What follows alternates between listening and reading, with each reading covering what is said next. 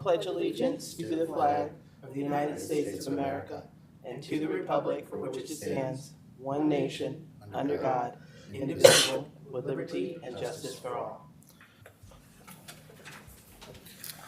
Right. This evening, we were to have our student recognition, but due to the inclement weather, we are moving that to our March 9th board meeting. And this evening, there's no public comment, so we're just going to keep it moving. And so with that, all right.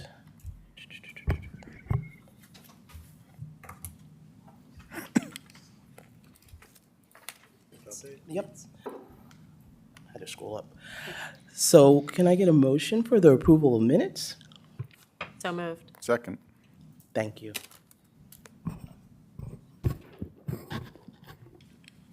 No comment. Comments or questions? All right, Ms. Allen? Mr. Jankowski, Aye. Mr. Kelly, Aye. Ms. Klotz, Aye. Dr. Levinson, Aye. Dr. Perez, Aye. Ms. Price, Aye. Mrs. Stiavelli, Aye. Dr. Whitney, Aye. Ms. Ford.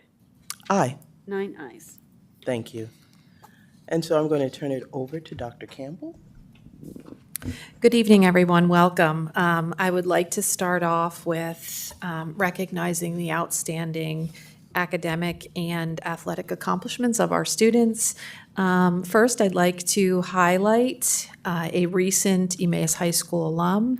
Allie Hoff-Kosick is, again, a graduate of Emmaus High School, and she is releasing her debut novel entitled Too Blessed to Be Stressed, which comes out March 3rd. And her journey from Emmaus High School as a student to a published author is really something that our entire community celebrates. So keep an eye out for that book and consider purchasing it online or at local bookstores. It has been a very busy weekend for our winter athletes.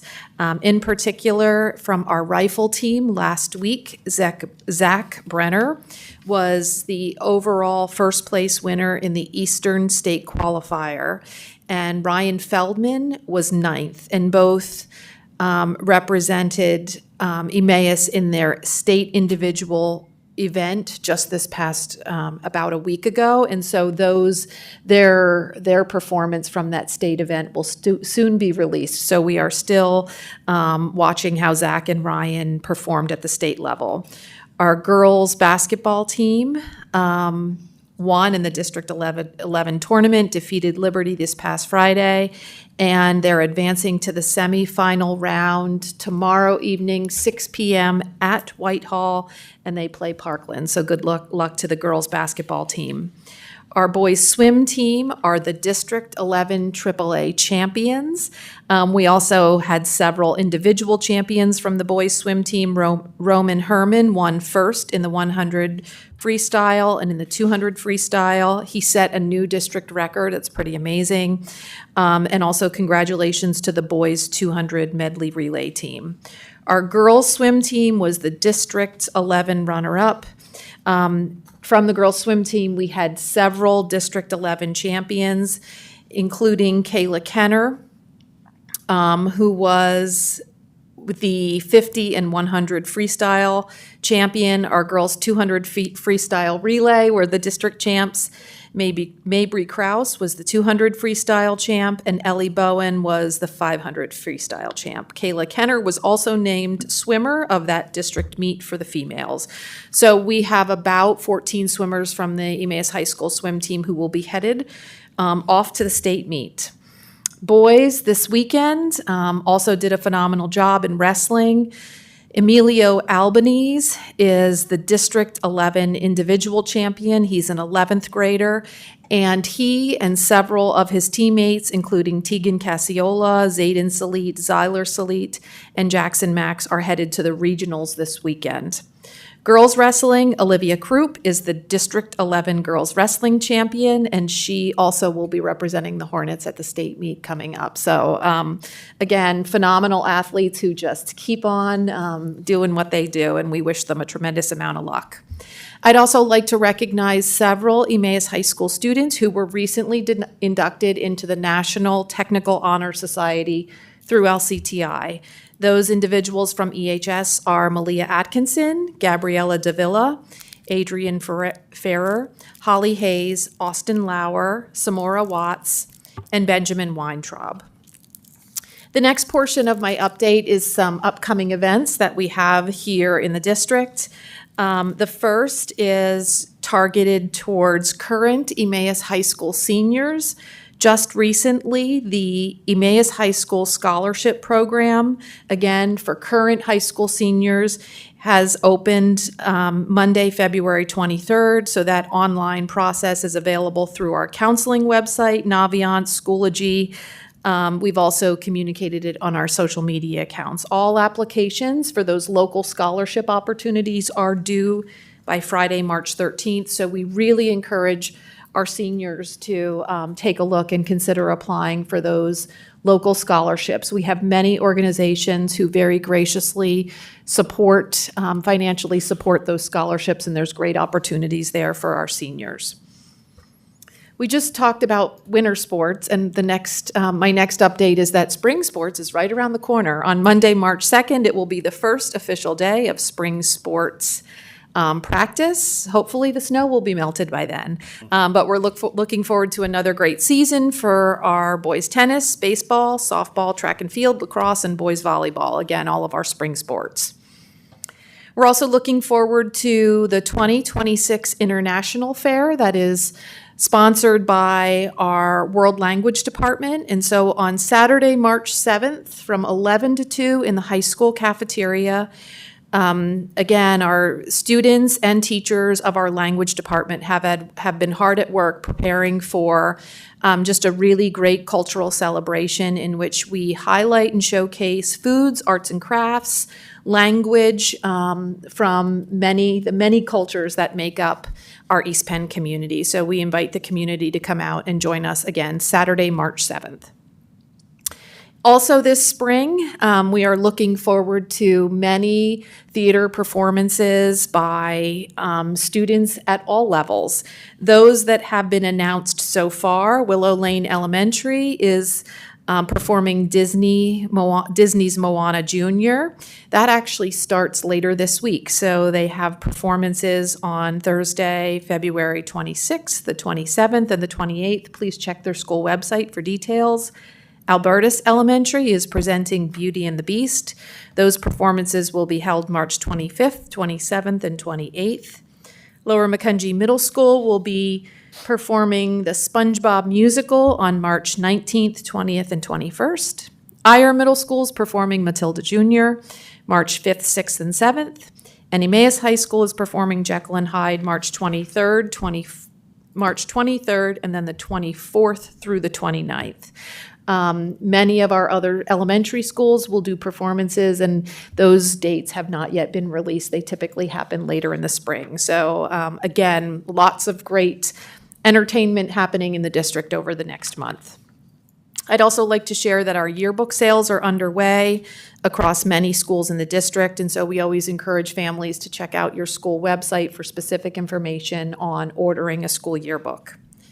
Our 26-27 registration process in the district is now open, again, for students who will be joining the Emmaus High School for the first time as a ninth grader next year. Kindergarten registration for the upcoming school year will open on March 1st. We have an online process. We're always happy to answer any questions and invite families in if they wish to sit down for a one-on-one meeting as well. And then finally, we are also beginning to well underway planning for summer of 2026. Something that we have offered for several years is a summer camp guide. And so if there are any local organizations who offer summer programming for East Penn students in the East Penn community, if they just reach out to Ms. Buttafuoco, to share that information. We are in the process of compiling that summer camp and activity guide that we then make available to all of our families. So we look forward to that information coming in as well. And that's my full update for tonight. Thank you. Awesome, thank you. Any questions or comments? Anyone? All right, thank you very much. Lots of exciting stuff going on. Okay, so we're going to have a little change in the agenda and just moving item 4 down and moving item 7 up. So I'd like a motion to combine items A, B, C, and E. Did I get that right? Under 7. Under 7, Curriculum. yes, Yep. curriculum. Well, there's only the one, B is discussion, Oh, information. I'm sorry, A, B, and C. Well, not D, they're moving that. A Okay. would be the only one. So just for- A, B, and C.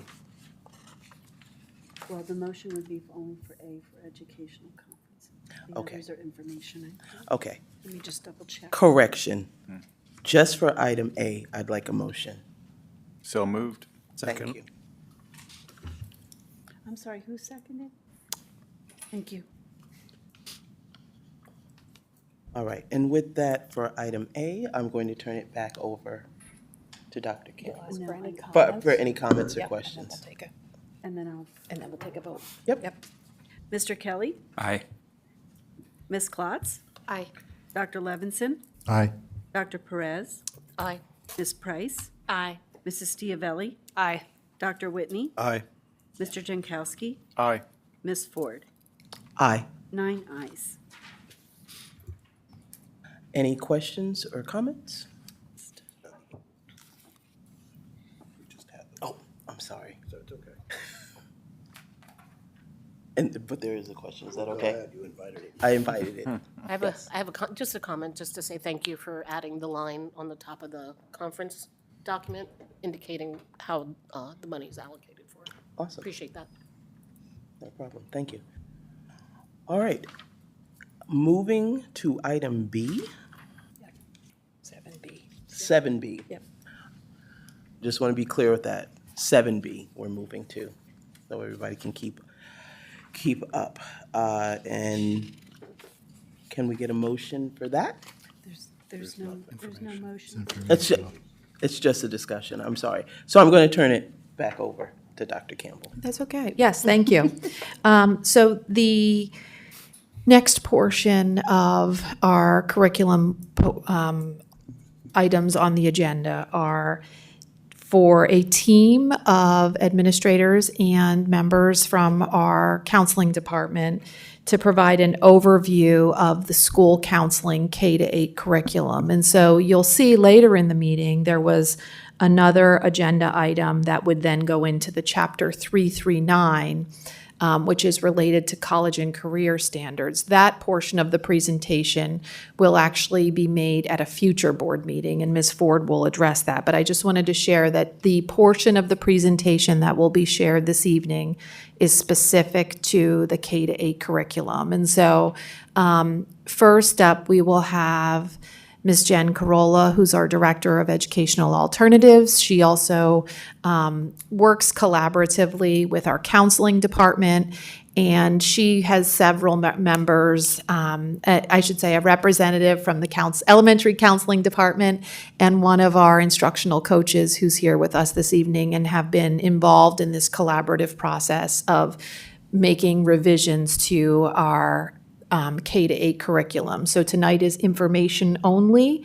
There is no board action to be taken. The board will take action on the curriculum at a future meeting. So tonight is really a presentation, an opportunity to hear about the process, the proposed revisions, and then to ask questions. And we do appreciate those from the committee who are out here this evening to be able to share the great work that you have been involved in. So thank you.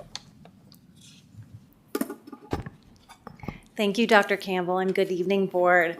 It is my sincere pleasure to bring this presentation in front of you this evening. And as Dr. Campbell mentioned, I have some members of our team who have been integral in the creation of this plan. I'd like to introduce Dr. Susan Fuller, who is our Jefferson School Counselor, as well as our K-8 Counseling Department Chair, as well as Dr. Tiffany Schimmel, who is our instructional coach in the district.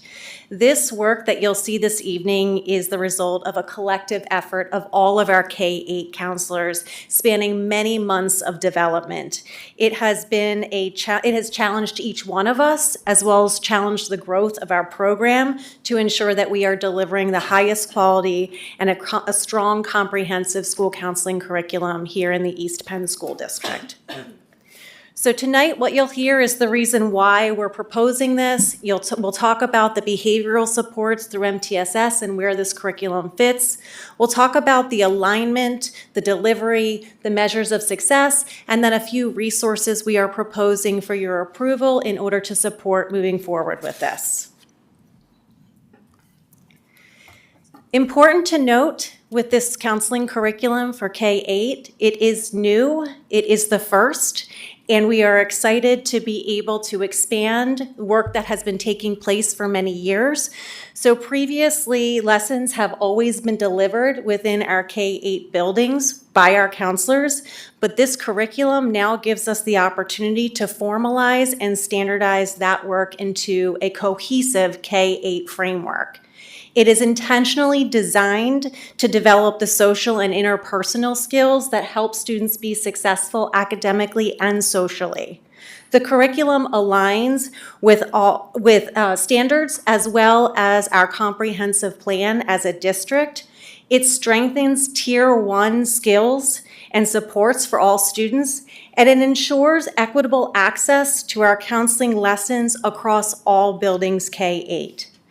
There is also an established consistent language that will be delivered and skill development for areas like communication, problem solving, and those are just two of many.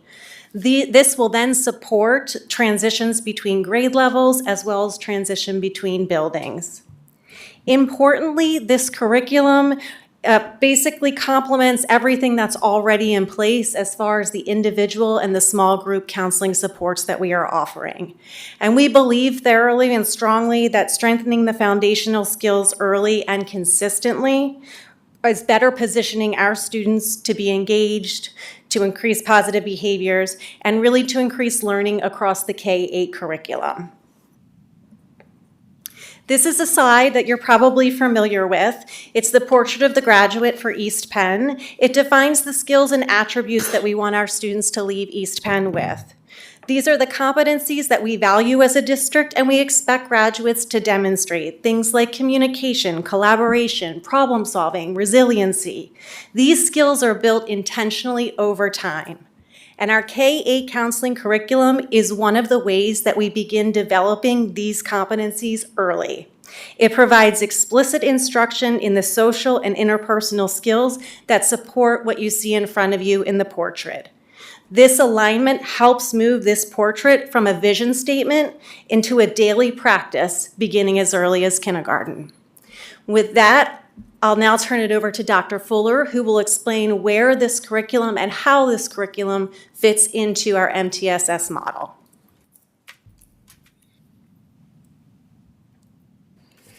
Good evening. I'm a little nervous. I'm used to being in front of elementary kiddos, not adults. On the screen in front of you, you will see a graphic. This is an example of the East Penn School District multi-tiered system of supports, the behavioral support portion. This is a framework that provides early targeted behavioral and social emotional support across 3 tiers. So if you take a look down at the very bottom, Tier 1 is considered school-wide support. So these are the supports that all students receive. If Tier 1 is comprehensive and intentional, we would expect that roughly 80% of students will meet success here.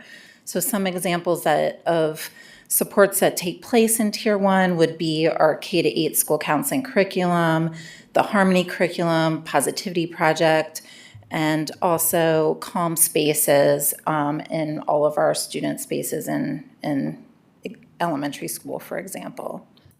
We regularly look at student data and recognize student needs, and then we add more interventions and supports to the Tier 1 core for those students who need it. So if you look at the Tier 2 targeted supports, these are for students not meeting success with solely Tier 1. This is where we add on additional interventions, such as providing small support groups, or check-in, check-out, or utilizing the help of our student support coordinators. Roughly 10 to 15% of students should we should be able to meet their needs at this level if the Tier 1 supports weren't sufficient. Again, for those students who are in need of most intensive supports, we would add on an additional layer of supports for roughly 5 to 8% of our students. And this would be provided with greater intensity and intention for our students. So some examples in Tier 3 would be our LVHN school-based behavioral health, individual counseling services, and also KS truancy prevention programming. Student need determines the appropriate supports, of course, that they would receive. All right. All right. So, as the instructional coach, Oh, No, you're good. all right, as the instructional coach for the district, I was happy to sort of build this curriculum as we build an academic curriculum. So, the first thing I did on this slide was pull out a couple areas where we support the comprehensive plan. So our culture for learning goals, our attendance and engagement goals, and Tier 1 instructional success, that is all really highly supported by the curriculum we've built here for counseling, because our students are working on self-management skills and social skills that can kind of take some of those barriers away from that Tier 1 instructional space as well. And we already talked about the Portrait of a Graduate a little bit, but I believe this curriculum supports every one of the attributes listed and at least half of the skills that are listed there. So when we build an academic curriculum, we have to start with our standards. So we've listed the 3 that we started with here. So the ASCA mindsets and behaviors, that is where we get national counseling standards. And so we didn't want to leave those out.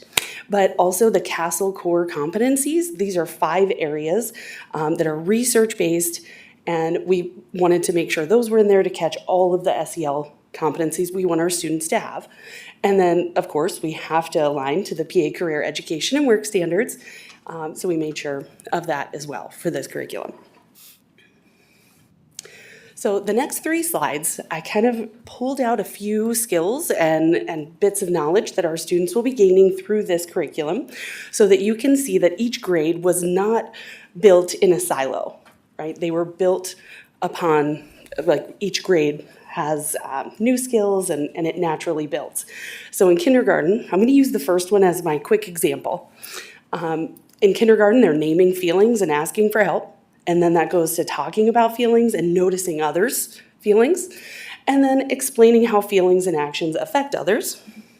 And then 3rd grade, they're naming their emotions and starting with those coping skills. Then they have to, in 4th grade, independently use those coping skills. In 5th grade, using coping skills to respond respectfully in all situations, even feedback, peer pressure, stress, when it might be uncomfortable. When they head to middle school, now they're starting to use different language, learning emotional regulation, applying that regulation in complex situations, because 7th grade, honestly. And then 8th grade, they're starting to actually model what that resilience is looking like, not just applying it as we've taught them, but showing others what it can look like.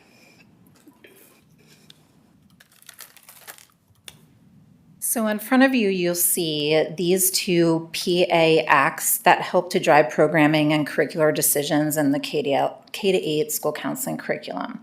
So within PA Act 71, we find youth suicide awareness and prevention, which requires district policy, training for staff, and age-appropriate student education. We also find the Child Exploitation Awareness Education, or Aaron's Law, which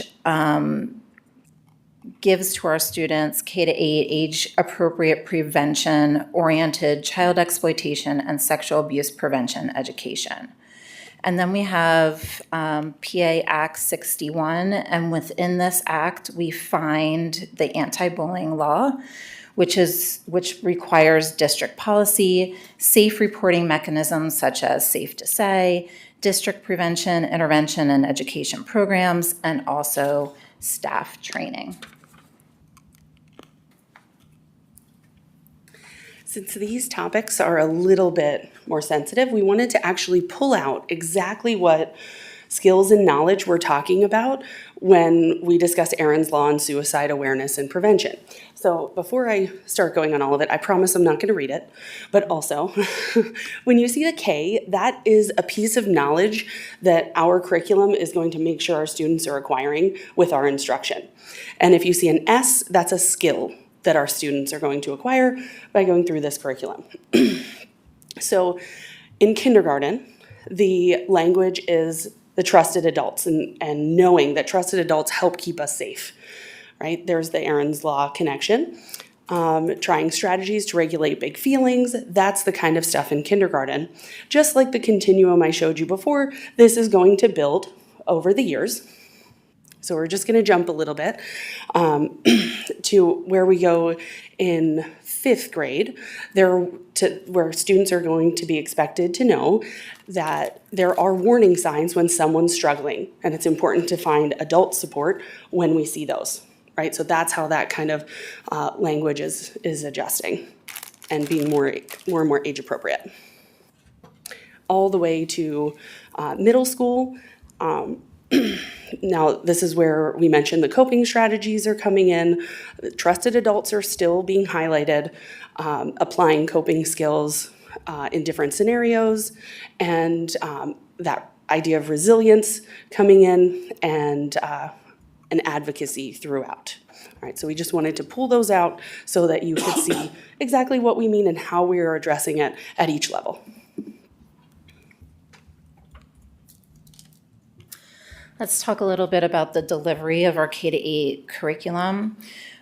As I said earlier, we're providing Tier 1 instruction. For grades K-5, counseling lessons are provided roughly 1 or 2 times per month in each classroom. And for grades K-8, counseling lessons are provided roughly twice per trimester. As K-8 school counselors, we were intentional in the creation of our delivery schedule. We worked on the pacing of the lessons to make sure that students moving between schools or students transitioning from one level to the next will not be missing any skills or receiving duplicates. We constantly collaborate with teachers in our buildings on our lesson delivery schedule to ensure all students are included and are not out of the classroom receiving other services or interventions during the counselor's instructional time. Purposeful scheduling across and within our own buildings allows for our students to build essential skills year after year without missing any foundational building blocks, while the consistent frequency of K-8 class lessons increases student access to school counselors. How will we measure the success of our K-8 school counseling curriculum? In order to measure success, the department will use common assessment data to identify trends and guide Tier 2 and Tier 3 supports. Over time, a decrease in students needing these higher levels of behavioral interventions is expected, which suggests our Tier 1 systems are strengthening. Consistent school counselor visibility has helped build or will help build even more trust, making students more likely to seek support when they need it. which also improves student connection and belonging, which can be reflected in survey results and counselor contact data.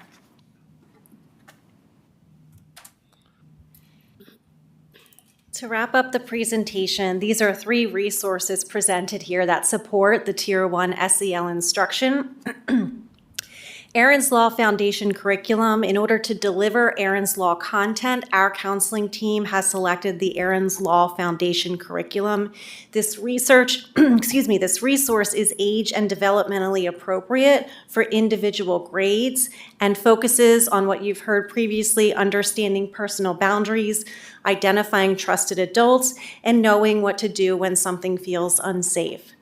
The second 2 resources you see highlighted here, the Harmony Curriculum and the Positivity Project, also known as P2, are curricula that are delivered by our teachers at the elementary and the middle level.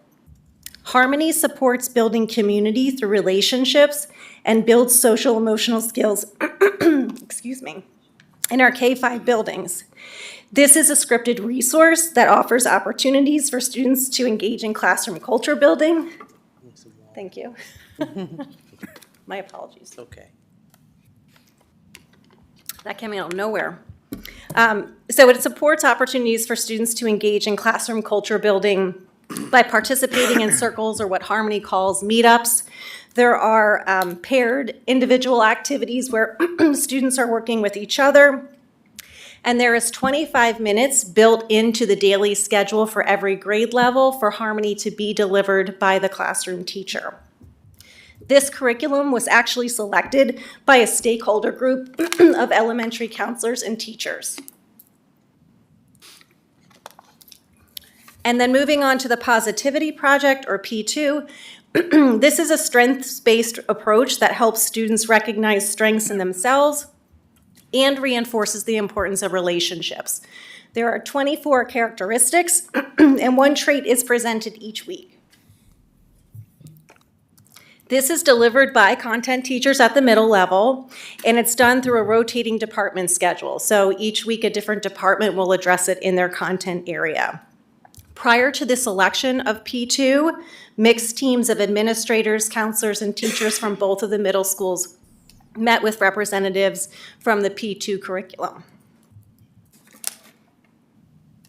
And with that, we thank you for your attention and open it up to questions. And again, I apologize for needing that water. Thank you so much. Open up for questions, comments. Yes, Dr. Levinson? Hey, first, thank you for the presentation. And I can certainly see the value in everything that you presented tonight and how it's can certainly enhance the K through 8 experience. And I think the long list of whys, I think, perfectly framed why this is important, how it's going to fit in. I am interested in a couple general points related to the measures of success. I guess my first question is this is going to be formally implemented, upon approval. Over what time frame would you expect to see an impact of this coordinated counseling curriculum? I think that's a good question. I don't know that I have a specific timeline for that answer. I think one of the things that we are very excited about K-8 is the use of the common assessment data, which has not been done in our counseling program before. And so that will really allow us, after certain lessons, to be able to assess whether students are getting it, whether they're understanding what is being delivered, and then collaboratively across the district and that grade level to be able to work with counselors to improve our lessons. And so I think part of the outcome will be based on getting a foundational understanding of what our students are retaining or coming to us with, and then how we progress and we grow them from there. I would think that it would take most likely at least 3 years of implementation before we would start to move the needle. And again, a lot of these skills are difficult to measure. Many of them are qualitative and not quantitative. So that's obviously what we're up against. But I think by putting some of these measures in place, we are trying to quantify as much as possible to make sure that we are accurately delivering something that has outcomes for students. I would have guessed multiple years as well. And then you actually just mentioned what my own take on it was that, yes, a lot of this does seem to be significantly qualitative in terms of that, so that can make, assessing the impact more difficult. I mean, you are offering some formal metrics that I think can probably provide indicators, but it seems to me that a lot of the impact is going to be on those implicit, intangible, qualitative things that are going on in the school. Just as a thought, it occurred to me, I don't know if, because again, part of this also deals with emotion and things like that. I mean, would you want to look at disciplinary data? Absolutely, that's most certainly a component, because really, if we're delivering a strong Tier 1 curriculum, we should see decreases in discipline. We should see increases in student engagement. We would hope to see increases in attendance, because that sense of belonging piece that we are targeting will become more of the norm for more students. So absolutely, attendance data, discipline data, all to be considered. Okay. All right. Well, thank you very much. Dr. Whitney? Thank you. So, yeah, thank you for the presentation. I just want to clarify, from my own understanding, the sort of timeline of difference here. So, if I understand right, these are things that have been done over some years in the district, but this is the first time they've been codified into an actual curriculum. Is that correct? Yes, because what was happening previously is it's always been a collaborative effort across our counseling department. However, buildings were doing things based on what their immediate need was at the time. And so maybe one building was getting something that another building was not. The same language wasn't necessarily being utilized. It's not to minimize the great efforts that were going into the delivery of all that, but this gives us a way to standardize things like we would have a math curriculum or an English curriculum. It doesn't limit the ability for individual buildings or counselors to address building-specific needs that come up, but it at least formalizes and standardizes to be able to say all of our students, K-8, will be receiving these essential skills. Great. And the three curricular resources, the Aaron's Law, Harmony, and Positivity Project, are those new to the district, or have they been already implemented? Aaron's Law would be new to the district. Harmony and a Positivity Project have been implemented over the last couple of years. Essentially, now that we have the structures in place to really deliver it, we're bringing it forth for approval. And you said the expectation is that all content teachers across these grades will be utilizing those three curricula? Not all three. So the Aaron's Law would be limited to counselors. Okay. And then the Harmony curriculum would be K-5 teachers, and the P2 curriculum, the middle school teachers. I just want to, something that I don't see explicitly called out in this curriculum, but I feel like is so important to the development of our kids these days, which is technology use and AI. I mean, we're talking about a lot of very valid and legitimate human relationship skills. These are kids who are being asked to interact with AI and technology almost like humans, and we're not really giving them a lot of tools for managing that, I don't think. So I'm just curious, like, were there conversations around explicitly calling that out in this curriculum, of course, in an age-appropriate way? And kind of what is your stance on that? Yes, that was definitely a topic of conversation, and it continues to become more and more important with the development of AI. Some of intention was given to the fact that it can be integrated into the curriculum. And I just want to call out, I think most realize that the skills and knowledge that were shown on some of these slides was really just a snippet of what is in our full curriculum. So things like even trusted adult or identifying safe people, learning how to report uncomfortable things, all of that can go hand in hand.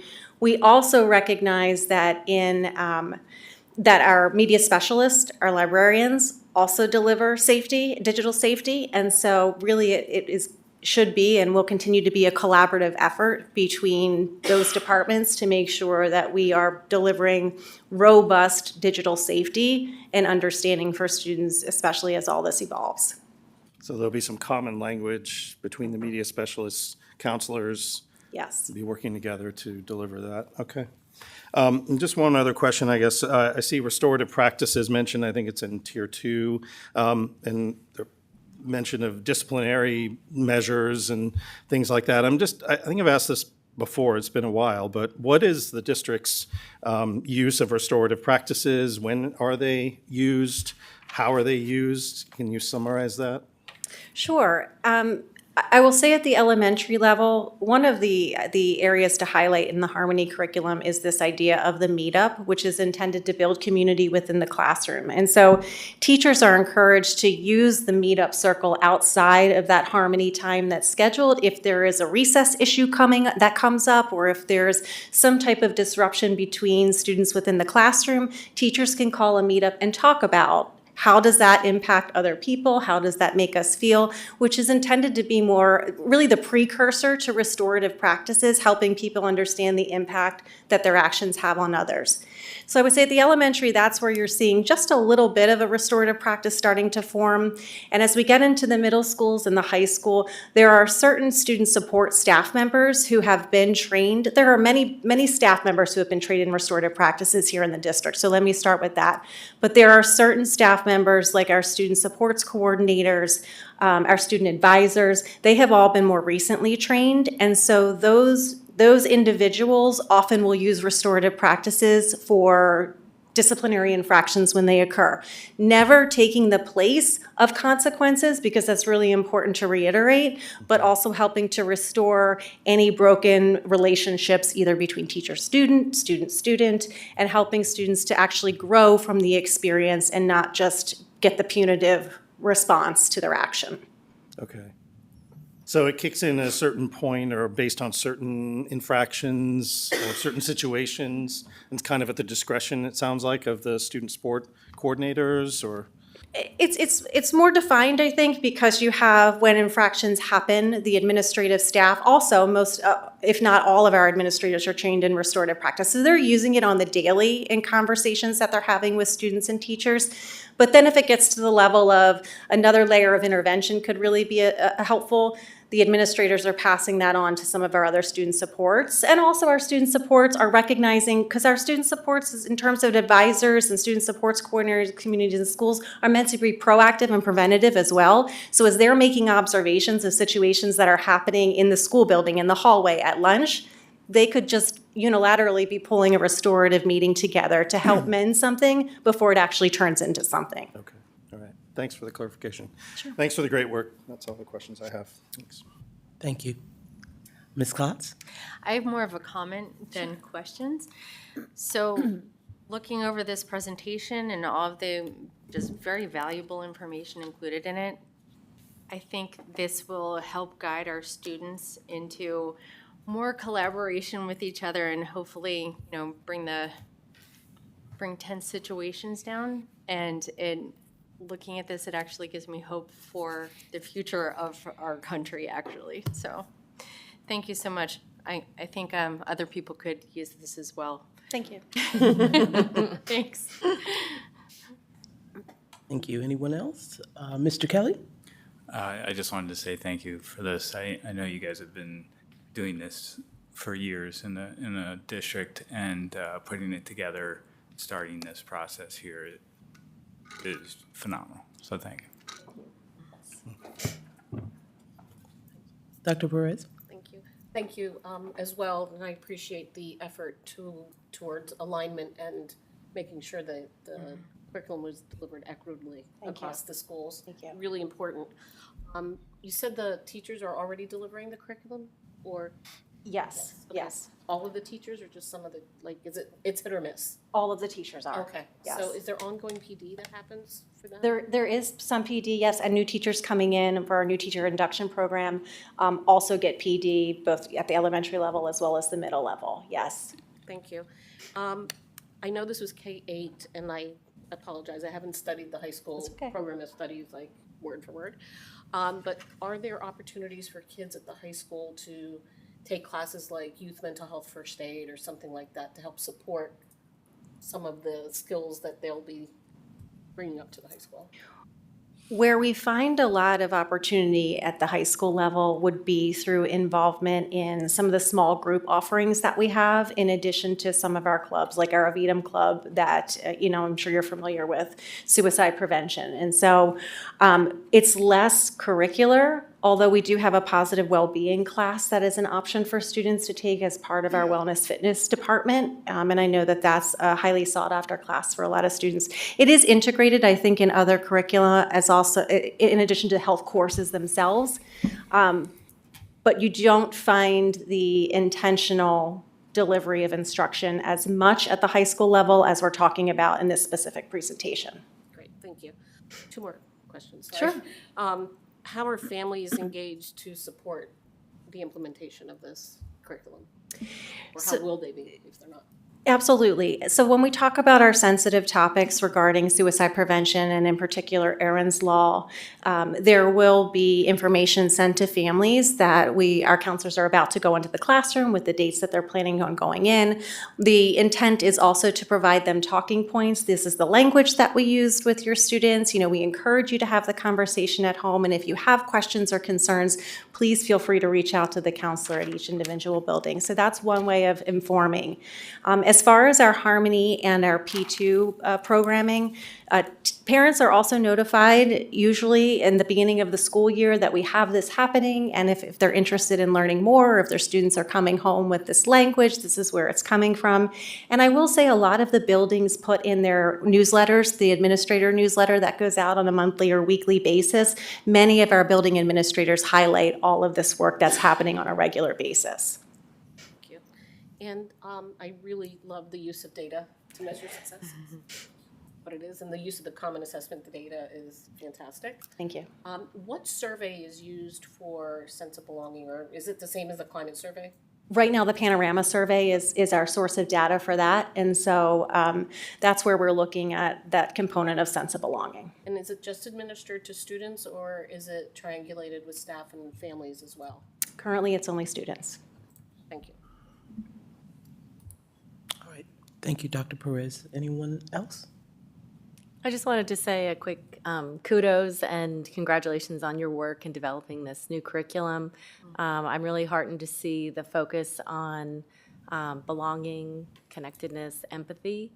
Dr. Whitney raised, the important point about AI, and there's so much troubling connection for students seeking out AI rather than a trusted adult. So I think developing those skills as early as kindergarten is really valuable. So thank you for your work. Thank you. Thank you, Ms. Price. Anyone else? Really quickly, just one more. Dr. Sorry. Whitney? Piggybacking on Dr. Perez's question about Panorama, I just was curious if you anticipate Panorama being the survey instrument that you will continue to use based on this curriculum, or is there a different or more comprehensive survey that you've looked at, or do you think Panorama still is what we'll use? I think as a district, we continue to evaluate the tool and whether its effectiveness based on what our evolving comprehensive goals are for the district.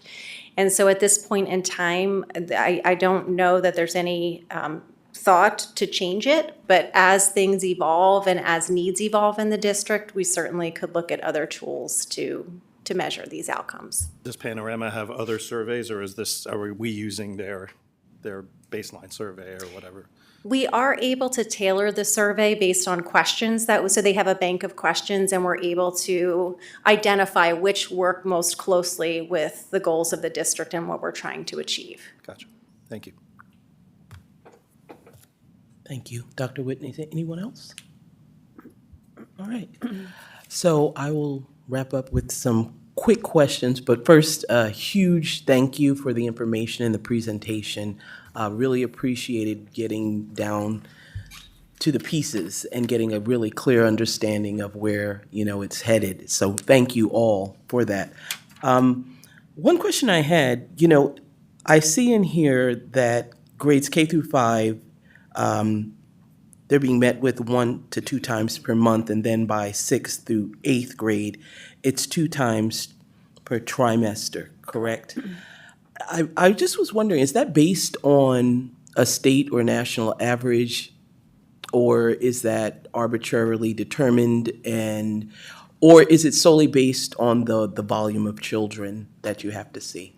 I think it's a great question. I think it's a combination of factors. So the first factor being starting from an early age, we're really building the foundational skills. And so there are a lot of skills to pack into those early formative years. And so that's why you're seeing more regular contact in delivery of instruction there. And you're also just, again, developing those relationships and helping students at that age understand who are your trusted adults, who do you go to. The evolution of that then allows us to basically step back a little bit. Not that middle schoolers don't need the skills, but we tailor the skills more appropriately to that next developmental stage. And so instruction and looks different, and students are changing classrooms in the middle school, whereas in the elementary school they're more homeroom based. And so just based on the instructional schedule of the students and the combination of the skills that we identify to be most appropriate for middle level, in addition to some of the other things that are happening that support the work, but maybe just not at that tier 1 level. Gotcha. That's how we came up with the time. And also just the other factors that counselors are dealing with at the middle level in terms of more intense, perhaps one-on-one conversations that they're having with students at that age. Right, thank you. And then my other is probably more of a comment that's come up again from others on the board in terms of the AI component and the online activities. We know that our kids spend a lot of time online, and we know that they all have phones. And so I think I definitely was looking for something related to that, particularly in the way of, we know online bullying happens as well, and I know bullying is in there, and so I was just wondering, how do you see all of that weaving together, because it's their reality, it is their reality.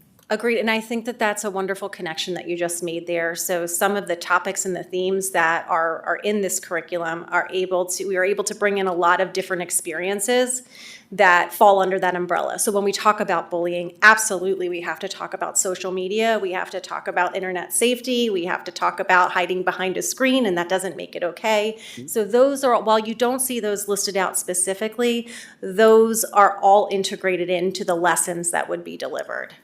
Great, makes sense, because I was just thinking when we're teaching from a young age who are the safe people, that also applies to who's safe online, and online people can hide behind the keyboard, and kids don't always know who they're communicating with. So I know it's a different world for our kids, and so I just wanted to point that out. And, I'll also go on and just point out how we treat other people, right? And that's a component of it, because it's not always somebody that they don't know behind the computer. Sometimes it's the peer that sits right next to them, and it's teaching other students how to be kind and how to manage their emotions and feelings when they have situations that arise instead of taking to social media. Yeah. Oh, another question? Do you Mr. mind? Kelly? Is that all right? Yes. As I listen to Mr. Whitney's comment, and as far as about sort of combating AI, I'm wondering if you see this heading, and I hear it Jen, as you were talking about at higher levels, it's the involvement in clubs and after school activities, but I look at even at elementary, and my girls on the run, and after school programs that are just phenomenal, and you get that human connection, you have belongingness. Do you see this leading towards more intramurals or clubs, and pushing clubs, and the 5th to 6th transition for those 5th graders to understand those clubs and being involved with that more? Is that something that goes on your assessment data? Is that something that you see this bringing to the district more? Part of this curriculum also parses out student interests and helps students to understand themselves and where they fit into different groups, what their interests are, what their skills are. And I think through the discovery of that as part of this curriculum, then we can start helping students make connection into some of those activities and some of those groups that either are already in existence in the district that we can connect them to, or if there are areas of need, because we have students that don't have an outlet for some of their ideas or their interest, at least it promotes further conversation. So I can't say for sure that this curriculum is going to gain any new clubs or activities in the immediate future, but it's certainly something that I know as a district we're always committed to expanding and exploring what the desires and interests of our students are to help meet them, to help create that sense of belonging. Do you see this at all, like maybe as those kids prepare for those transitions to part of this curriculum is explaining the clubs, the accessibility, and what we have to offer as they move on a little bit more? Or is that something you guys feel like you do? Yeah. Do you want to speak to that? Yeah, thank you. I could speak to that. We purposefully have transition lessons from 5th to 6th grade. So our kiddos take a visit to the middle schools, but we also talk about all the opportunities that they have there, clubs and all the kinds of things to get interested in. And I believe they do the same from 9th or 8th to 9th as well. Yeah. All right, thank you. All right. Thanks. Thank you. Thank you very much. Thank you. All right, so still under item 7 for C, we're also going to have some more on curriculum. That's actually just informational. There's no new presentation. No new okay. No new presentation.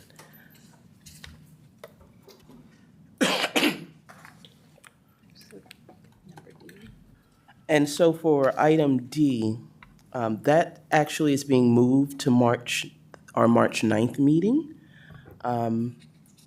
So with that, we're going to move to E.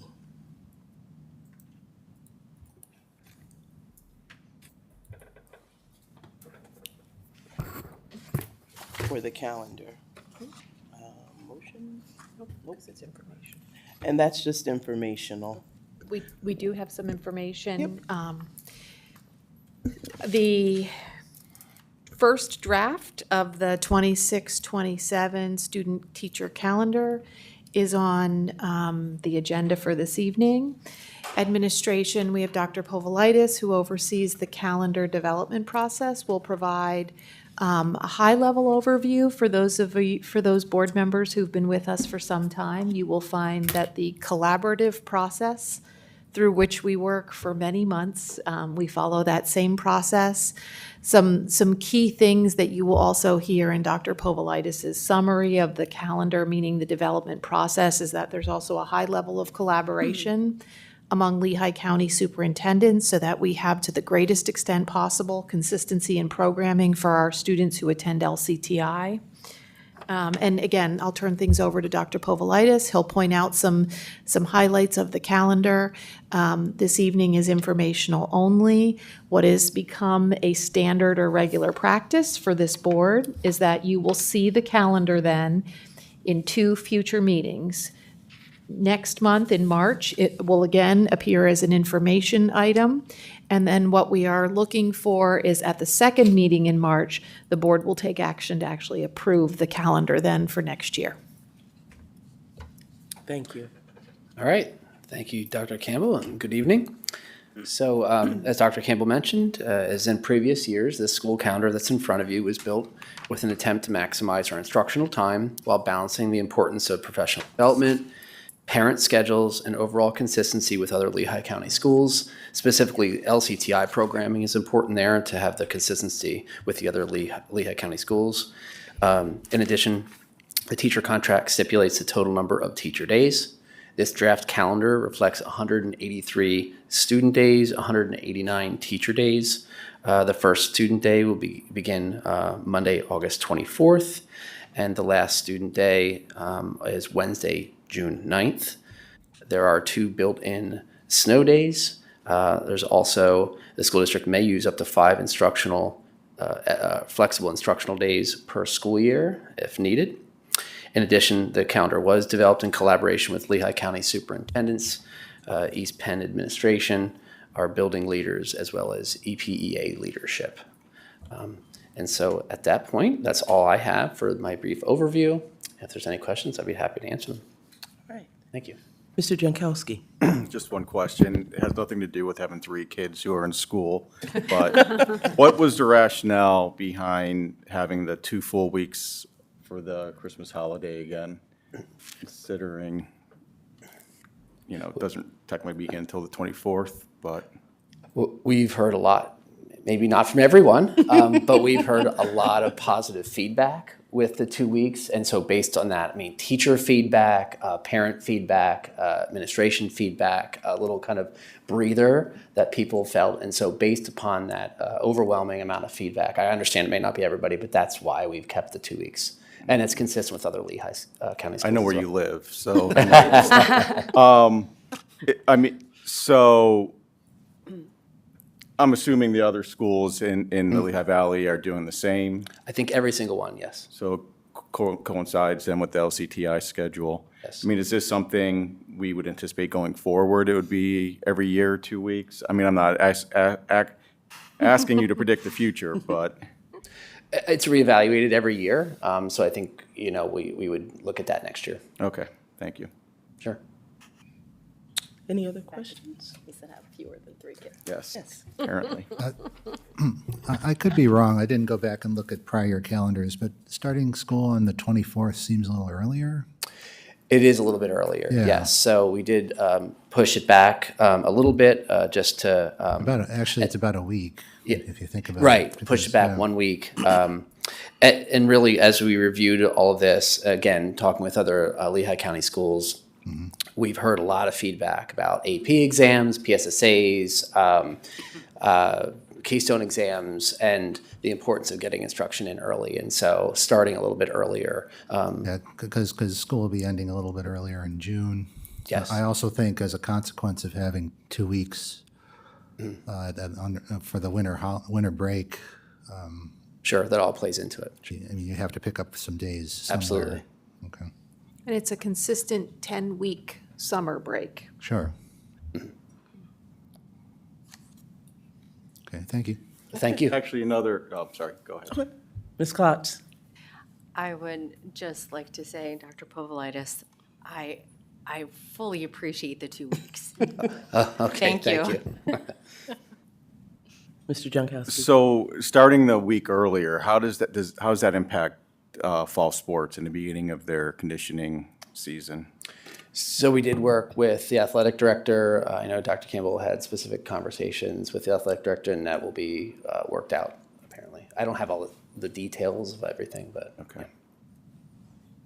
Just wondering if it's going to start earlier or, is that still in process? Well, PIAA actually establishes the calendar and the timeline for which they can, PIAA athletes can then begin their practices. Okay, thank you. Any other questions? Just a Mr. Kelly? quick comment. I noticed a few of the midweek days getting pushed towards the weekends a little bit more. 2 of them in particular, and I didn't write them down, but I think that was a great change. Okay, all right, thank you. Yeah, I think it was in November, Mr. Yeah, Kelly. November Yeah, 20th. yeah, yeah. Yeah. All right, anyone else? Okay. Thank you very much. Thank you. All right, so we're jumping back to item 4 for our budget, and it is informational, and we're going to turn it over to Mr. Saul. He is anxiously awaiting a return appearance. I'll fill the airtime as he transitions to the podium, but you will, as we promised last week, or at our last board meeting, our team breaks the budget process into a series of mini presentations. Last board meeting, Mr. Saul reviewed fund balance, as well as gave an overall of revenue projections for the 26-27 school year. And now tonight's presentation will really take a similar deep dive into expenditures. You see the remainder of the timeline there, and at this point, I'll turn things over to Mr. Saul. Great, thank you so much. Moving on to the next slide. Again, Dr. Campbell reviewed this at the previous meeting. This is our philosophical framework that really guides our budget development process. And again, that has been reviewed. Also, the slides 4 through 6 are the the revenue slides that were reviewed during the last meeting. I like to include them just for reference purposes. So if you're thinking, oh wait, what was the revenue item? You can look back at those. I'm not going to review those this evening, but they're available for your reference. So starting on slide 7, we're turning to expenditures. And this is a comparison of the 2025-26 budgeted expenditures to the 2026-27 budgeted expenditures. And we've really isolated 12 specific areas that represent the primary drivers of expenditure change. And in just a minute, we'll take a little bit of a dive into those specific areas. But I wanted to highlight on slide 8 that the category labeled as other expenditures really captures all of the other expenditure areas that aren't captured in those 12 areas that we're going to cover. And a key observation is that the other expenditures category accounts for only $76,000 of the total increase. So really those 12 areas that we're going to touch on are the significant drivers of expenditure year over year. Also, I wanted to highlight that roughly 85 to 90% of the budget is concentrated in 3 areas. So we can take those 12 and really distill those down to 3 broad areas, which are wages, benefits, and transportation. And those areas are largely contractual and operational in nature. So there's as we'll talk about, relatively little ability to adjust those. Again, we'll talk about that in a few minutes. And finally, as I reviewed during the revenue presentation, the grant reductions, you'll see a reduction in the grant expenditure area, reflects the timing of the school safety and security grants. And those grant revenues and expenditures, as I mentioned previously, were not included in the first draft, but will be included in the next draft. So that particular area will be updated soon. This is a new slide this year that I thought might be helpful. This is the expenditure composition. And so I thought before diving into the specific categories, this may help with some overall context. Wages represent 42% of our total expenditures, and benefits represent 30%. So collectively, they account for 72% of our entire budget. I will say that this is typical for public school districts, being in somewhere in the 70% range. Could be 78, could be 72, but I mean, really, the school, as you think about it, school districts are primarily driven by the human resources in the district. So that's very typical. When transportation and charter tuition are included, more than 80% of the expenditures are structurally driven by personnel costs and mandated obligations. You can see that building and department budgets represent approximately 10% of our expenditures. So this slide really serves to illustrate that a vast majority of our budget is, as I mentioned, defined by people and contractual commitments rather than discretionary spending. Now we'll start to dive into those 12 areas that I mentioned previously. We'll hit many of them, but not all of them. Wages, the projected wage increase of approximately 3.81% reflects existing contractual obligations and current staffing levels. There are no staffing expansions or reductions embedded in this proposal. Salary movement reflects negotiated agreements and step progression, and attritional savings from retirements and turnover known as of the beginning of January have already been incorporated into the figures in this initial budget draft. Since that time, you'll recall that we've had some additional retirements announced that we will incorporate, and there'll be some attritional savings in those retirements. With regard to group insurances, healthcare is the most significant cost pressure in this budget cycle and is much greater than we've experienced in recent years. I would like to spend just a few minutes to provide context around both the structure of our health benefits consortium, which I've done in the past, But I think it's very helpful to hear the update, and it would be hopefully helpful for our new board members, and the mechanics behind this year's rate increase. East Penn School District participates in a health benefits consortium along with 10 other Lehigh County educational entities, including LCTI and CLIU. So for that reason, this information will probably be familiar to our LCTI and CLIU board members. And in fact, in some of the reports, they've sort of referenced the healthcare and the healthcare consortium in those reports. Currently, the consortium includes approximately 4,300 subscribers, which covers more than 11,000 lives in those 11 Lehigh County educational entities. By pooling our purchasing power, we're able to negotiate pricing and plan design from a position of scale. And in practical terms, that means a majority of each premium dollar that we pay to the carrier, Highmark, goes directly towards paying medical claims. Unlike fully insured medical plans, where administrative overhead and carrier margins are embedded in the premiums, our consortium operates with very low administrative costs. In fact, the administrative expenses are largely offset by prescription rebates that we've negotiated, which are credited directly to the consortium's benefit. So essentially, we're getting prescription rebates at a level that covers the administrative costs. So literally every dollar that we pay in premium goes to pay medical claims for the members who are covered. Another important structural feature is the annual settlement mechanism. So at the end of each plan year, if premium contributions exceed actual medical claims and the administrative costs, which we know are covered by prescription drug rebates, the surplus is not retained by Highmark as part of their bottom line, but instead is set aside in a rate stabilization fund that helps cover future claims costs for consortium members. The chart on slide 12 reflects consortium premium rates of change over the past 12 years.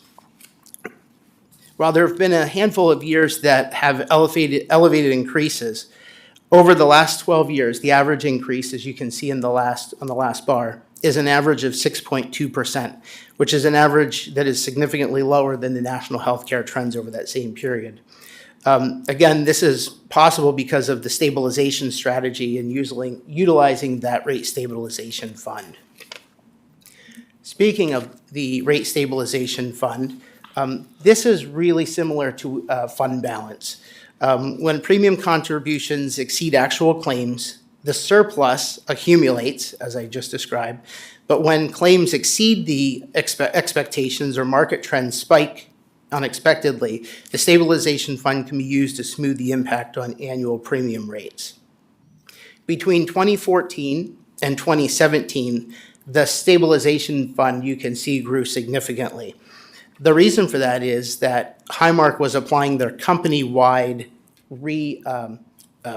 rates for new premiums.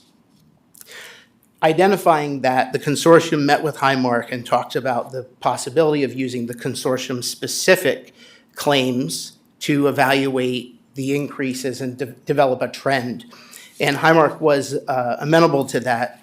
And so in 2017, the consortium started using their own experience rates to apply for new premiums.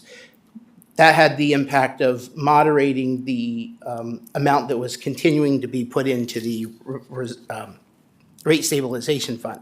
Simultaneously, rates were suppressed in order to start to spend down some of the fund balance. The consortium trustees just felt like at that point the fund balance was getting excessive and was holding an excessive amount of basically taxpayer funds in this rate stabilization fund, which is held by Highmark. And so there was a strategy to start to spend that down. In 2022-23, when the rate stabilization fund hit 2 months of annual premium, that suppression was discontinued. The current healthcare cost trends are running at a rate that requires premiums to reflect actual experience. If we were to further suppress the 17.75% rate using the stabilization fund, we'd be drawing down reserves faster than they could reasonably be replenished in upcoming years, which would likely result in greater volatility in a future year. And I thought that's really important because I'm talking about this stabilization fund, but I think the natural question is, okay, well, if we have this, why aren't we using that to stabilize this 17%? Unfortunately, again, we would be sort of getting ahead of ourselves in terms of using fund balance. Ultimately, the objective of this structure is not to avoid increases entirely, but to smooth volatility over time. And certainly, we wish we could smooth out the 17% and be able to mitigate that in future years. But unfortunately, there have been cost drivers that have had a significant impact on the consortium, which I'll talk about in a few minutes. So let me go to the rate slide. Turning to the current year, the preliminary premium increase adopted in September was 21%. We adopt a rate very early in September for the three organizations, LCTI, LTRI-C, and CLIU, who need to adopt budgets very early in the budget cycle. This helps them with developing their budget.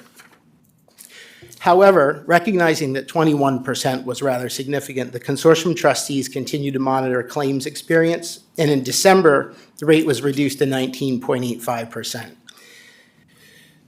With additional maturing claims and continued monitoring, the final rate of 17.75% was adopted in January. The current draft of the budget, it's important to note, includes the 19.85% rate, because that was what was known at the time this draft of the budget was developed. That will be revised downward to 17.75, and will represent a savings of about $400,000, which will be reflected in the next iteration of the budget. It's important to distinguish between the 17.75% premium renewal or premium increase and the overall 22.65% increase shown on slide 7 for the group insurances category. The natural question would be, if we have a 17.75% increase, why is the overall category increasing more? The reason for that is enrollment changes, such as individuals moving to higher cost tiers. So we might have somebody who was on an individual plan moving to a two-party plan, or somebody on a two-party plan moving to family coverage. Also, those individuals who waived coverage in the past always, during open enrollment, have the opportunity to move back onto our health care. And so actually, if we look back, there were previous years where the percentage for the category was lower than the renewal percentage because we had people moving away and opting out. This year, we're seeing the opposite. We're seeing people move back in and opting back into insurance. Also, there's a 4.5% dental rate increase, which has overall a 7.14% impact on the budget for the same reasons I just described, people moving in those tiers and coming back onto our plan. The primary, I had mentioned that there are drivers this year that are really impacting this. The primary medically related cost accelerators, which are listed on the slide, are GLP-1 weight loss medications, specialty medications for autoimmune disorders, and increased mental health utilization. And one way I'd like to explain this is GLP-1s and weight loss medications are high utilization, moderate cost. Autoimmune specialty medications are lower utilization, but extremely high cost. And then the mental health utilization, again, is higher utilization with moderate costs. So they're not all because they're high-cost therapies or high-cost for individual occurrences. Some of it is higher utilization, some of it's higher cost. Moving on to retirement contributions, there's two key components to the retirement expense calculation. Those are the public school employees retirement system employer contribution rate, which is the rate that we see on this slide, and wages that are subject to retirement. And most of our regular employees are enrolled in the retirement system, so their wages are subject to retirement. The employer contribution rate is set annually by the Public School Employees Retirement System Board of Trustees, and the rate for 26-27 is decreasing from the current rate of 34% to the new rate of 33.59%. However, despite the fact that the rate is declining, wages are increasing, so total retirement contribution costs are increasing due to that wage growth. And obviously, I think this is common knowledge, but I think it's important to say that retirement contributions are mandated by the state and are not discretionary by the school district. The next area of change, if we look at those expenditures, is the technology infrastructure line item. And so on this slide, it provides an overview of a concept that will be up for the board's consideration of approval later in this meeting. It's the establishment of a separate technology infrastructure stabilization fund. During the 23-24 budget cycle, we introduced a technology infrastructure funding plan to plan and pay for ongoing technology infrastructure refresh and updates. Since the plan's inception, funds have been held in the fund balance, and annually we have budgeted the expenditures in the general fund. And so we've had this deficit, the appearance of a deficit budget every year in order to spend the funds from the fund balance. Working with the school district's auditors this past year, we tried to explore other ways to approach this. And essentially how this will work is it will be set up similar to our capital reserve fund, where we're able to set funds aside annually from the general fund. And the capital reserve fund, as you know, is funded through a contribution budgeted in the general fund. This will be actually funded through, at the end of the year, if there are excess funds, we will move an amount of those excess funds as laid out in a plan to the technology fund. And again, that will allow us to fund our ongoing technology infrastructure costs. And it's really important to set those aside because, in one year we might not have infrastructure costs, in another year we might have significant costs. So what we want to do is make regular contributions to allow those funds to be available when we have those significant costs.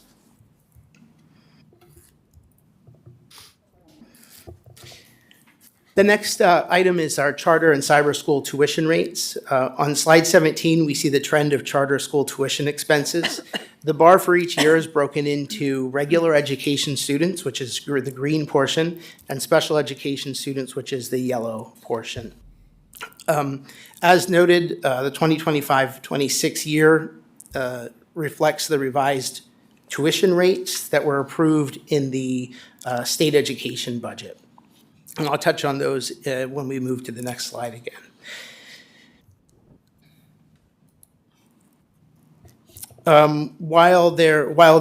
We can see that there was relief if we look at the 25-26 budget and then look at the 25-26 revised in the application of the new tuition rates, we can see relief. I like to characterize that as a one-time relief because the drivers of tuition rate are the school district's own expenses, which are the basis for the calculation of the tuition rate, and our enrollment. And as we'll see on the next slide, we have continually been experiencing increased enrollment, and our tuition rate will go up. So while we appreciate and are enjoying the one-time relief, I think we do need to plan on the annual expenses to continue to escalate moving forward.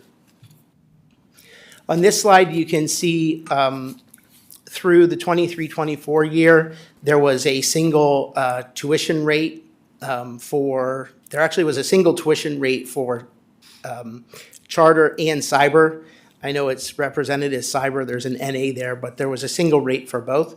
In 24-25, the state introduced a new calculation that calculated the cyber special education tuition rate. And then again, this year, they introduced a new formula that slightly changed all of the calculations, but then also introduced the regular education tuition rate for cyber students. The next category is the LCTI. And you can see on slide 19 the LCTI tuition trends. I don't want to duplicate Dr. Levinson's LCTI report that he gave last meeting that was very comprehensive and informative, but in short, you'll recall that LCTI is still working on their budget, which is a little bit delayed from previous years. Ordinarily, we would have a pretty good idea of what the tuition bill would be for next year. We don't have that yet. So what we've done is applied a 10% increase as a placeholder pending formal notice from LCTI. And what I'll say is while the 10% seems high, East Penn has been experiencing elevated tuition over the last several years, which has been causing East Penn's tuition bill to be slightly higher than other school districts who are not experiencing that tuition growth. Slide 20 shows the trends for pupil transportation expenses. Transportation expenditures have increased or budgeted to increase approximately 11.25%, which reflects updated current year experience, additional route requirements, and contractual cost escalation.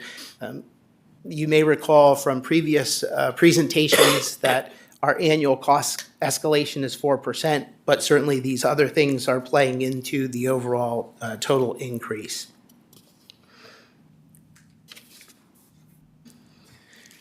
On slide 21, we can see actually this is the annual debt service payment amounts. This is the actual amounts because debt service is scheduled out through the life of the repayment.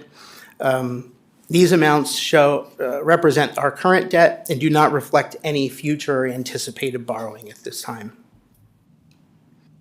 On slide 22, this shows the amounts transferred to capital reserve in prior years and for what's proposed for future years under our current contribution strategy. Again, this doesn't contemplate any reduction in contributions to offset future borrowing. For fiscal years ending 22, 23, and 24, you can see there's a light green and a dark green segment. The dark green represents the amount that was actually budgeted in the general fund as a contribution to capital reserve, and the light green represents excess amounts that were available to transfer to capital in those specific years. I added a new slide this year. This one, which is combined debt and capital. And this represents the amount budgeted. So if we go back to this previous to the transfer to capital reserve, the amount for capital reserve is the dark green amount because it represents the amount budgeted. So on this slide, the dark green is our actual debt payments, and the light green is the amount budgeted for transfer to capital reserve. And what this aims to show is the strategy of transfer as debt service has reduced, transferring the amount that had previously been paid to debt service as a contribution to capital reserve in order to maintain capacity in our budget for capital expenditures. And again, you can see 25, 26, there was a reduction in the debt, and so we tried to transfer that to contribution to capital reserve in order to maintain that capacity. The final section of the presentation tries to bring together the revenues, the expenditures, and the fund balance to illustrate the current structural position of the draft budget. At this stage in budget development, the projected expenditures exceed the projected revenues by approximately $2.1 million. This represents roughly a 1% of the total expenditures that is a deficit. It's important to emphasize that this reflects the preliminary budget gap, not a planned use of fund balance. As budget development process continues, there will be refinements to both the revenues and expenditures, some of which have already been highlighted, like healthcare. The others also the attritional savings from retirements. As noted during the revenue presentation, this budget assumes utilization of the full Act 1 index for 26-27. While we expect the preliminary budget gap can narrow through refinement, historically the budget development process resolves differences within a range of approximately 1% of total expenditures. It's not customary to see larger amounts unless there's something extraordinary that happens that was not foreseen. It's just important to mention that because as we work through the budget process over the next 4 months, if utilizing the full budget is not supported, I think it's really important for board members to share that early so that as the administrative team, we can certainly react to that and plan for that. On this slide, again, this is just a separate calculation to show that this final surplus is indeed a deficit that needs to close the gap.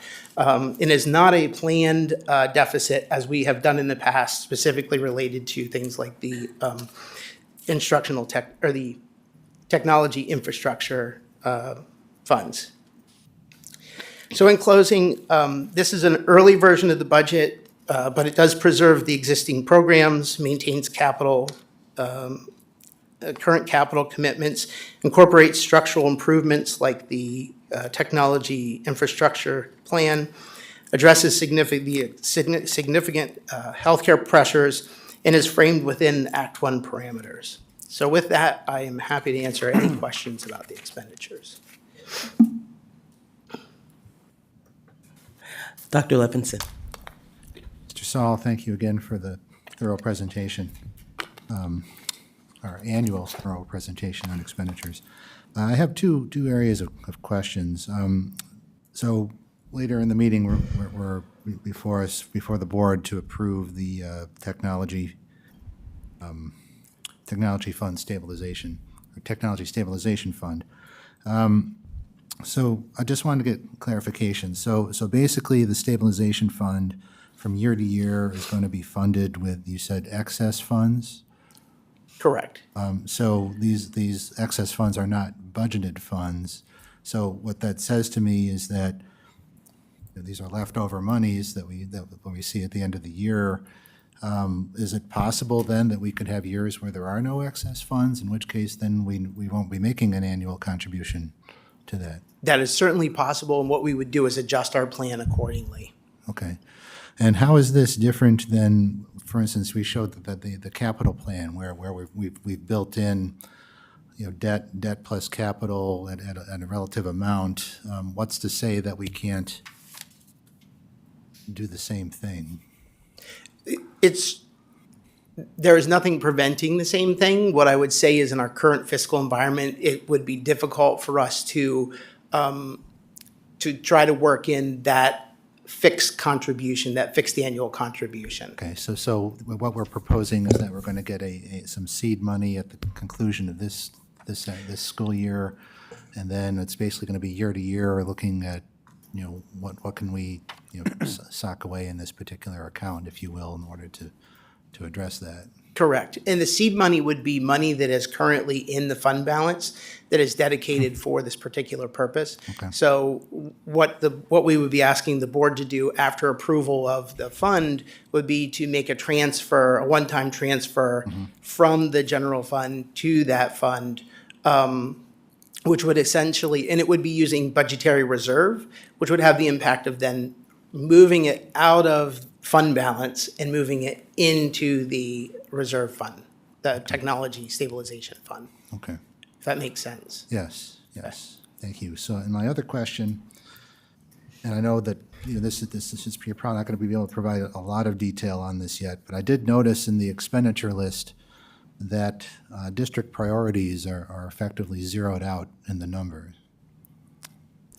I think that's on slide 8. At this point. At this point. And again, district priorities from year to year, as we know, are those things where we were trying to add in additional resources, meaning additional personnel to meet specific needs. And I guess because of the 2.1 or current 2.1 million deficit, it right now doesn't necessarily leave space to include a set of district priorities at this point. Is that accurate? So they were not included in the preliminary draft. Right. There are some priorities we are still, I'll say, laboring over. Right. Because I do know there's a presentation slated for March 23rd. Correct. to talk about that, should there be. Correct. So there are Something that's some gonna work. priorities that we are still laboring over that would potentially, we would potentially bring to the board for inclusion. I don't want to say too much about those publicly yet. Of course, yeah. Because, again, it's, with that shortfall, and again, it's a preliminary draft, until we can get a point where the balance, or the budget looks balanced, or we can create some breathing room that doesn't necessarily eat up the tax increase, I don't know if it's necessarily appropriate.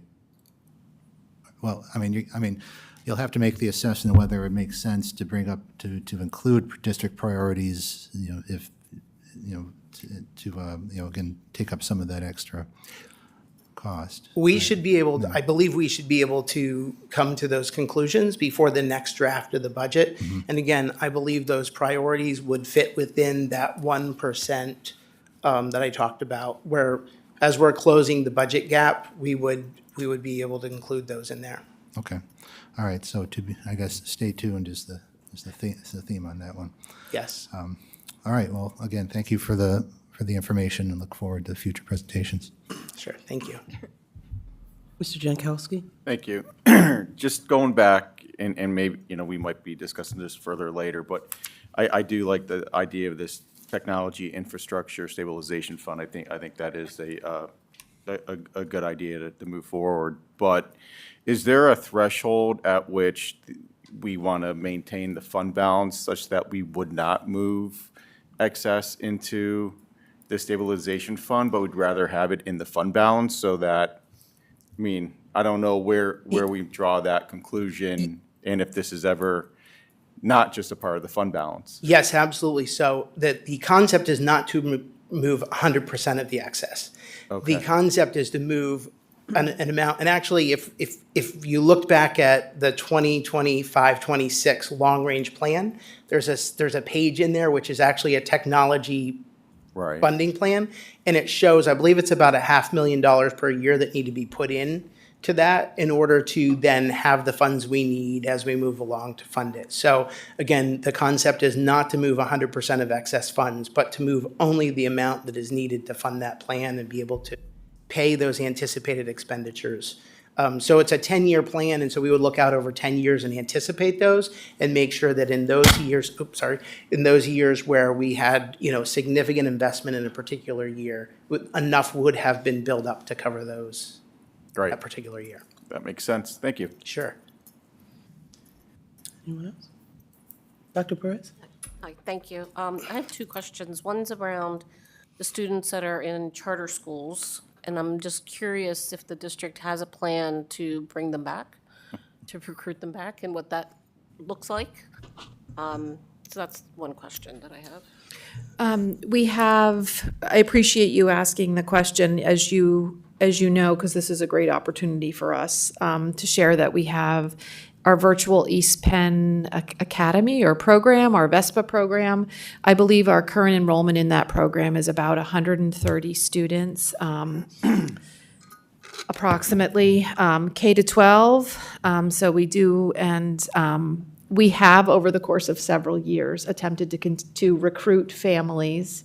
I think that's an appropriate word, attract families who perhaps have chosen a different cyber program to come join our program. I will share, we've done that in a variety of ways, one of which would be sending out promotional information, like regarding our VESPA program, what we see as the benefits of our program over other online programs. We have also made one-on-one contact or individual contact with parents of students who are currently enrolled in a cyber program other than our VESPA program. I will say as well, we have been relatively unsuccessful in being able to bring families or attract families to leave their current cyber program and join the East Penn program. And in speaking with my colleagues, in the area, in multiple counties, that seems to be somewhat consistent. And that's not an excuse or a reason for us. We certainly will continue to try. But again, what we do seem to find is that when families have made that choice to go to a cyber program, it becomes really hard to then attract them to a different cyber program. We are somewhat optimistic about some of the recent changes in legislation in which if families, if it is a student who has perhaps excessive absences from a school district, the student potentially is ineligible to disenroll and attend a cyber program. The intention behind that is because, again, we recognize that there might be families who are withdrawing from an in-person program, perhaps as a way to evade or escape an attempt to have us continue to follow up on regular attendance. And so preliminarily, that offers, I think I speak not just for us in East Penn, but I'm saying collectively it offers us educators maybe some promise there. And certainly we'll continue those efforts to share the great program that we have, because we think there are many advantages of it, including really some very personalized attention that we're able to offer because of staffing that we have in our VESPA program. Sorry if that was a really lengthy question, but I took it as an opportunity to spread the good word. Good. And the same with brick and mortar charters? Kids that are going to brick and mortar? Because the question's really about both. Yeah, I will say certainly our efforts have really targeted those cyber programs because what we found is perhaps if families choose to attend a brick and mortar charter, it tends to be because there is a specific curricular focus that is the very nature by which that school may have obtained their charter that attracts families to that program. Correct, Like correct. That. So as a follow-up, sorry, one question leads to another. Your kindergarten registration, to your point, that once parents and families make a decision as to where their child's going to go to school, that creates kind of a sense of community for them and that they don't want to leave necessarily to come to another space. So to capture those kids early, kindergarten registration is super important, right? To get them in the door, get them part of the community and into our schools. So does the district offer things like summer preview of kindergarten? You know, some school districts might do like a kindergarten camp that gets the preview in, and opportunities even during the school year to engage in different activities as incoming kindergartners. We do a whole, yeah, I appreciate you asking that question. And agree with you that that's that first opportunity to welcome families into the East Penn family. And so we give very careful attention, I'm going to say to all of those transitions, but recognizing coming from whether it's home or a pre-K program is a really critical first step for students and families. And so we do kindergarten even through the registration process. We have days at the building in which they have an opportunity to meet with teachers and the teams at each building. We do kindergarten orientations. It includes having a chance to meet your teacher, seeing classrooms, understanding the curriculum. We do bus rides, and then a whole lot of transition throughout that first week of school of just welcoming them. I will say many of our elementary buildings also do summer visits to homes over the, before students then come for that first day of kindergarten. Thank you. Comment, and then I do have another question. Downingtown School District, I don't know if you've read this yet. Recently, it was in the news and education news. They brought back 125 kids from charter, and that was so impressive. So, digging deep into that to find out what they did. Yeah, appreciate that. Thank you. Yeah. And then the second question I have is, I'm curious about how we as a board, like the framework that we use as a board to make decisions about the budget, right? About what direction that we're gonna go as a budget, what kind of strategic alignment document, or is there some sort of framework that we use that helps us take the very many different plans that we have in place and create some sort of North Star for us as a board so that we know what goals are being addressed and overall for the district and how to support that?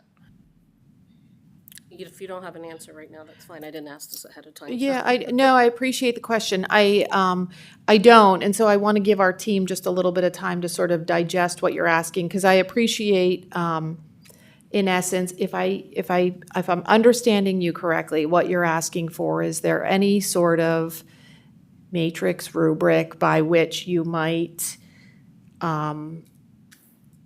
be sure that the decisions the board is making about the budget is aligned, that those decisions are aligned and reflect the priorities of the organization? The priorities of the organization, the goals that are laid out in the special ed comp plan, plan. the technology plan, the comp plan, and, you know, all the disparate plans that we have, how are they coalesced together to form, I can't think of another word, but to form like a strategic plan that gives us overall goals, right? Yeah. For the district to help us and the public understand why and how we're making decisions. Yeah, I would say that overarching document really is the comprehensive plan, which outlines the priorities for the organization. We want to think more about this. I don't know that there's necessarily a matrix that we give the board in terms of the financial decision-making. I think in this particular budget cycle, and again, your question, I think, probably transcends this particular budget year, but you can see that we currently have about a $2 million deficit that we have to address to produce a balanced budget that allows us to maintain the current programs that we have in the organization. And those programs, again, have been approved by the board and support the goals, priorities that are outlined in the comprehensive plan. And I will also say, in previous years, similar to this year, as you heard Mr. Saul say, we continue to really contemplate those priorities. When we do priority presentations, the priorities in those presentations are always anchored back to why is this coming forward? And we typically do, or not typically, we would always anchor those back to the comprehensive plan.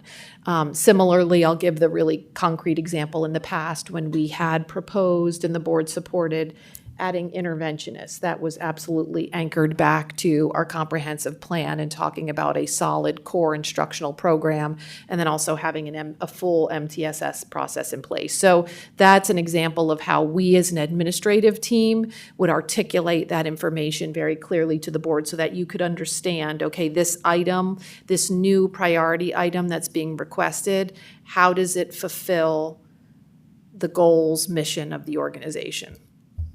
I would offer too, I think the March 9th presentation with the long-range fiscal and capital plan is a really, that really helped me. That was a really good document, kind of setting forth how each budget builds off of the previous budget for the next several years, and kind of shows you where this district's targeting to go.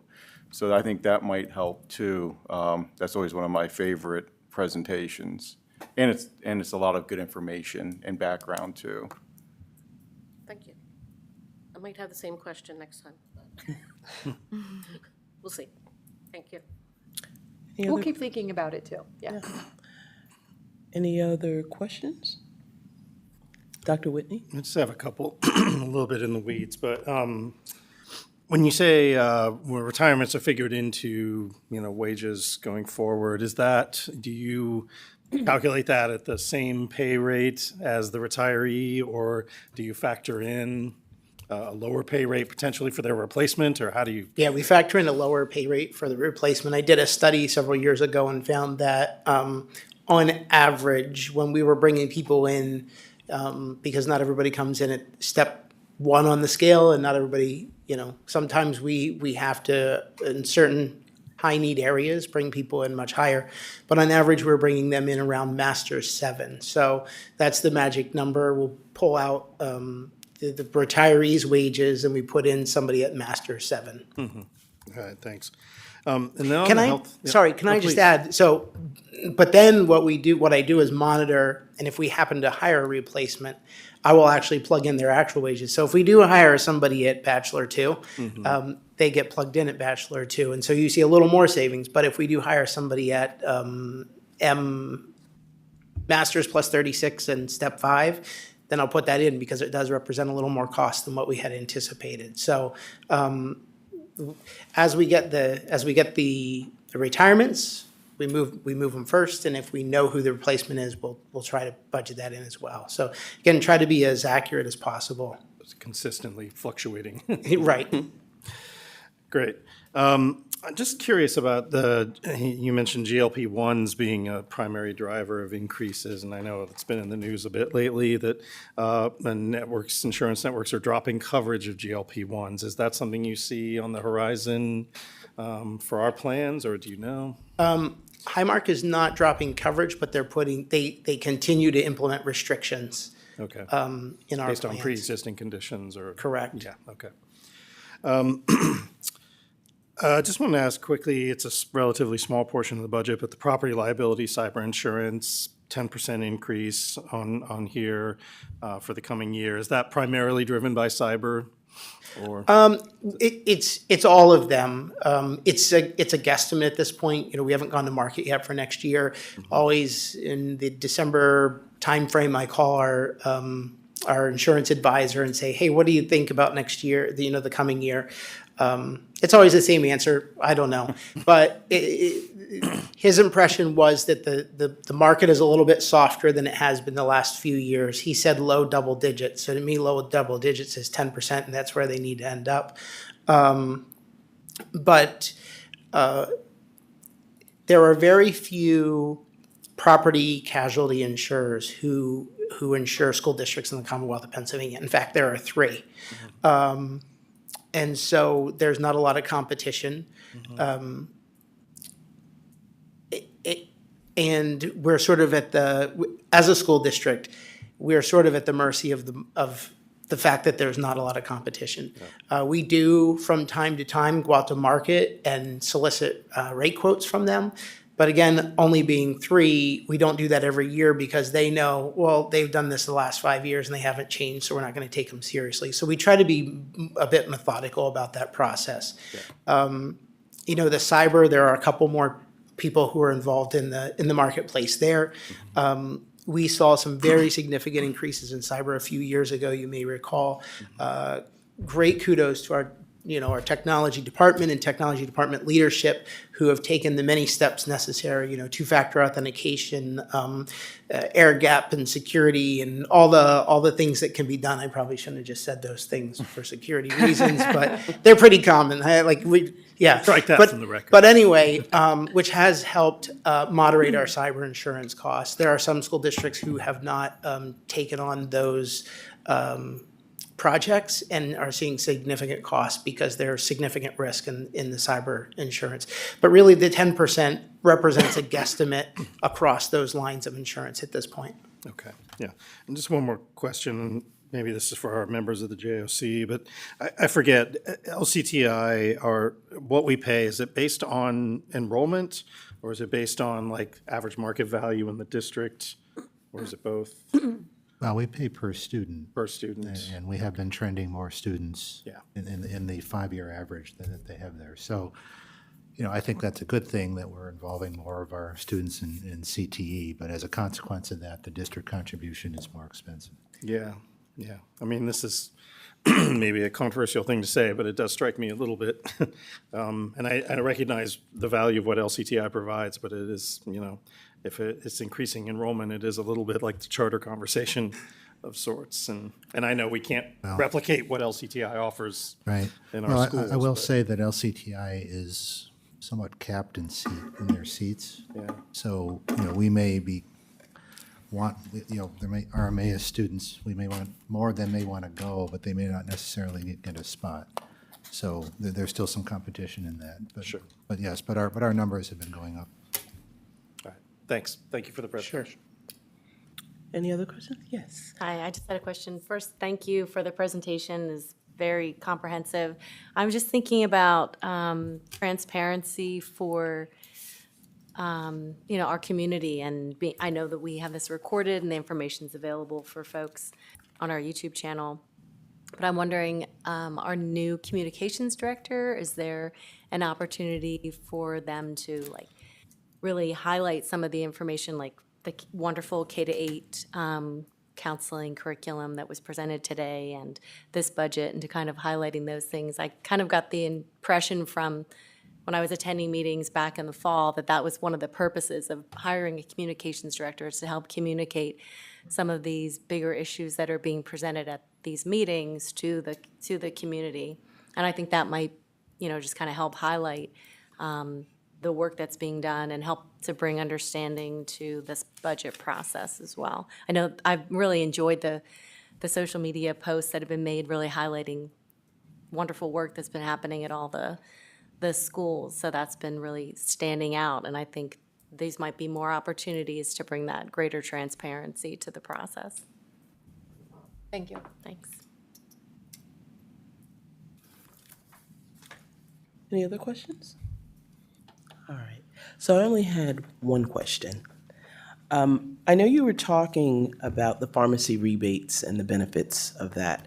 And so it kind of made me wonder, are there any benefits, rebates related to people staying healthy that are built into the plans? Because obviously, pharmacy rebates are based on people using medication, whereas rebates for people staying healthy can impact the amount of claims that come. So I was just wondering, are any of those programs built in, the healthy programs, if you join a gym, blah, blah, blah?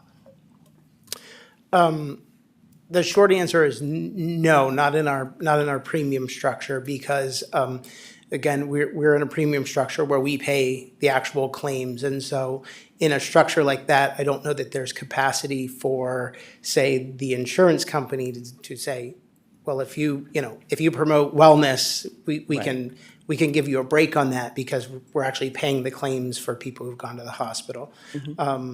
So I think the short answer is no. There's not. Okay.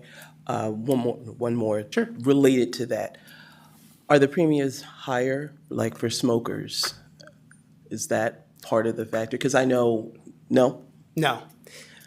Okay. They're set premiums across the board. One of the challenges we have in public education is these benefits are contractually negotiated. Right. And so implementing those types of things that you might see in private industry, often private industry can sort of unilaterally implement those. We don't have that ability typically in public education. All right. That was the answer to the question. I just thought I'd ask because I know that there are benefits to having those things. Plus, they're beneficial to people because, like I said, the healthier you are, the less volume of claims. So that was the only question I had. And thank you for the presentation. I feel really, really informed. Great, thank you. There are no additional questions. We'll move on to item 5 under personnel, and I'd like a motion. So moved. Second. Any comments or questions? No? Ms. Allen? Ms. Klotz? Aye. Dr. Levinson? Aye. Dr. Perez? Aye. Ms. Price? Aye. Mrs. Stiavelli? Aye. Dr. Whitney? Aye. Mr. Jankowski? Aye. Mr. Kelly? Aye. Ms. Ford? Aye. 9 ayes. All right, and item 6 under business operations. I'd like a motion for that one. So moved. Second. All right. Is this for items A and B together or just A? A, okay. Just A. Just A, okay. Thank you. And I do believe we have some information forthcoming. Yes. We do. We have members of our team who will give an overview once once the motion. Once the motion Yep. is taken. All right. And we had the first, I thought, did we? Ready to call the roll call for Yes, today? please call the roll. I was like, we got the motions. Dr. Levinson? Aye. Dr. Perez? Aye. Ms. Price? Aye. Mrs. Stiavelli? Aye. Dr. Whitney? Aye. Mr. Jankowski? Aye. Mr. Kelly? Aye. Ms. Klotz? Aye. Ms. Ford? Aye. 9 ayes. All right, and then we'll turn it over to the administration. The Public School Facility Improvement Grant is a Commonwealth Financing Authority capital grant established by the General Assembly to support public school facility improvements, including HVAC upgrades, energy efficiency measures, health and safety improvements, and related modernization projects. This is a 25-26 funding round for this grant, with applications due March 13th, 2026. Grants may fund up to 75% of eligible projects with a required local match. The total projected cost of the Lincoln Elementary School Guaranteed Energy Savings Act Facility Improvement Project is a little over $7 million, as reflected in the resolution attached to the agenda. We're requesting the maximum allowable grant award of $5 million. And if awarded, the balance of the project would be funded from the district's capital reserve fund. The item before the board that was just approved is the resolution authorizing the submission of the grant application, as well as designating the superintendent and the business administrator board treasurer as the approved officials to execute the necessary documents. The grant application is still being finalized in preparation for the March 13th deadline. And the approval tonight doesn't commit additional funds beyond what has already been planned in the capital reserve, usage from the capital reserve fund. But it does authorize us to pursue the grant opportunity. A reasonable question is, why Lincoln was selected for this application. The grant requires the projects to be fully developed at the time of submission, including the defined scope, cost estimates, building assessment documentation, secured matching funds, and the board resolution that was just approved. In addition, projects may not commence prior to grant approval.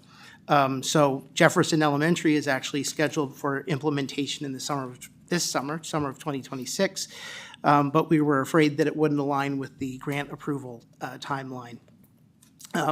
Lincoln has been scheduled for the summer of 2027 and aligns appropriately with the grant timing, and was already in development, so we had all of the required grant elements in order to submit the grant. As I mentioned, it was also the fifth elementary building slated for this project. We've already done projects at Macungie Elementary, Shoemaker Elementary, West Coast Elementary, with Jefferson, as I mentioned, scheduled for summer 2026, and Lincoln scheduled for summer 2027. If grant funding is not awarded, the Lincoln project will still be slated for completion using capital reserve funds as originally intended. And this application just provides us the opportunity to offset a portion of the planned investment with state funding. Thank you. I have a question. Question? Yeah. Is this a new grant from the state, or, because I think this is the first time we've applied for it, is that correct?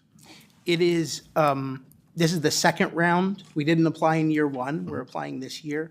We're hoping because we didn't apply in year one, maybe we'll get a larger award this year. Is it something that is repeatable? If we were to get it once, can we get it again? It is. Yeah? It is, Okay, yeah. Great. Thank you.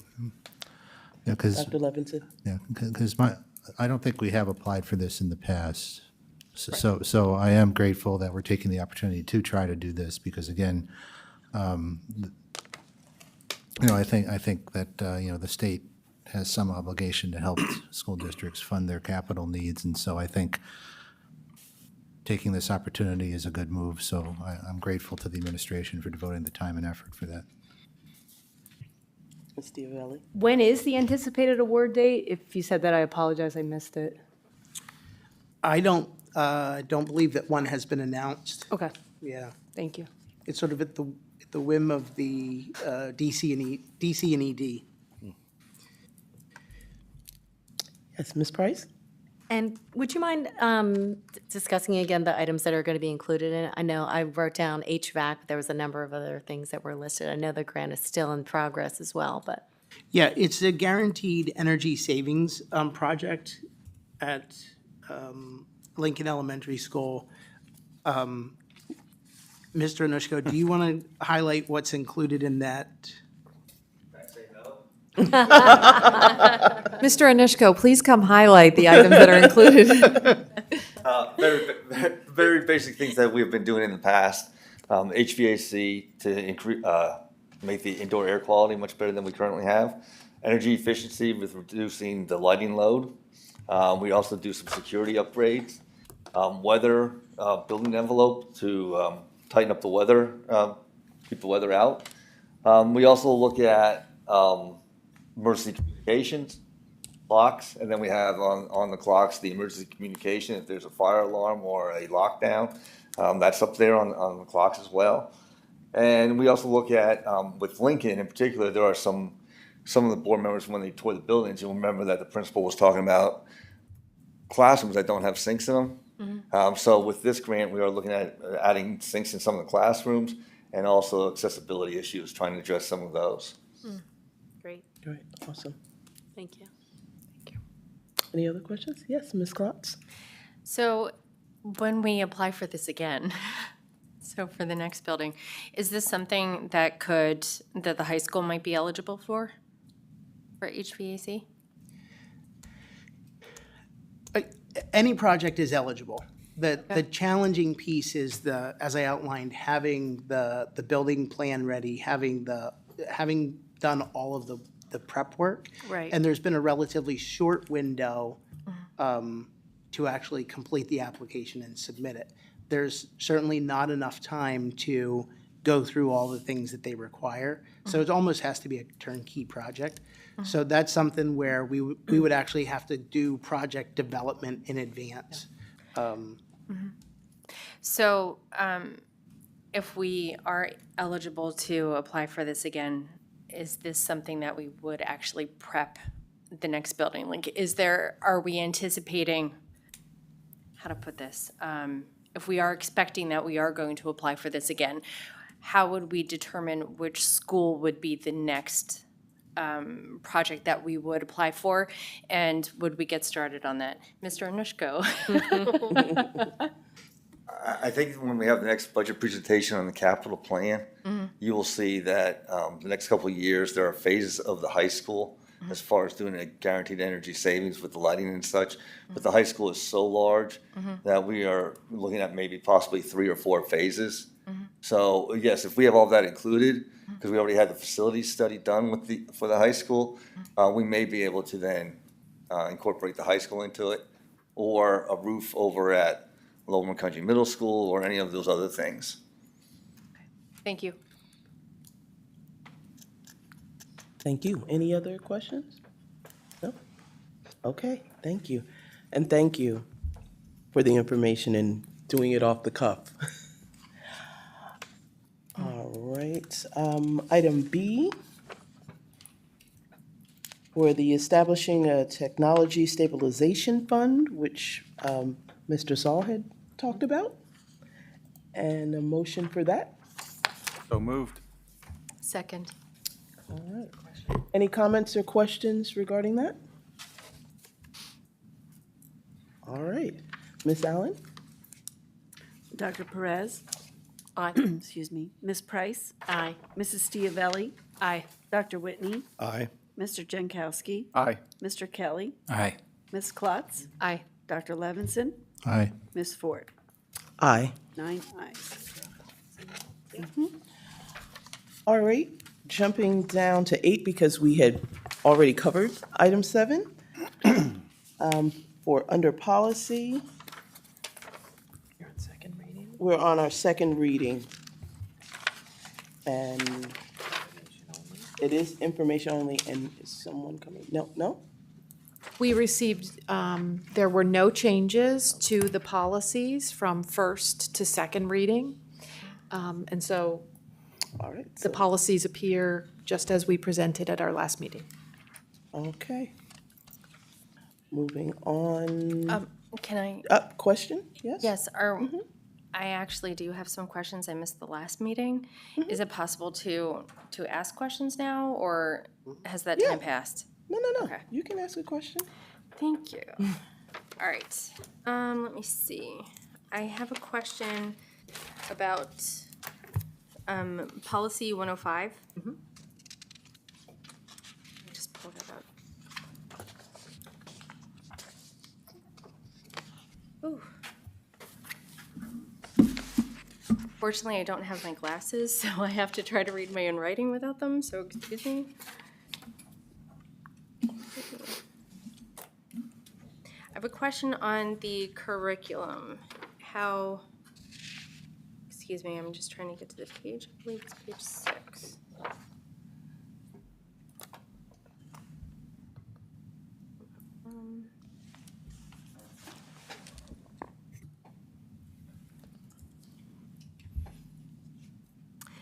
Okay, so there is part in the policy that says that board notification, the curriculum could be implemented with board notification. So does that mean that we would not have a discussion about the curriculum? Do you mind, at the bottom right corner, there's page numbers. Do you mind, just so I'm in the correct place that you're in, where you are? Let me find it first. I think you might be referring to the piloting program. I think there was a question last time, if we pilot, there'd just be board notification. I don't think it talks about actual curriculum moving forward without board approval. I think it's the pilot program. It's page 3 of 3. Yeah. Says, with board notification, the superintendent may conduct pilot programs, yes. Correct. Okay, can Yes. you explain that more? I'm sorry, could you say that? Sure. If we're going to pilot something, look at how something works, board will be notified, don't necessarily have to approve for piloting. Okay, so once it actually got to implementing the curriculum, then it would still go through the same process? You got it, correct. Okay, thank you for that. You're welcome. And there's one more. It is the social media. And Okay.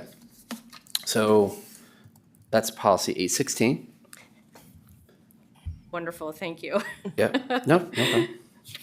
Okay, I do have some questions on this. Let's see. Could you give an example of a matter of public concern? And when that would trigger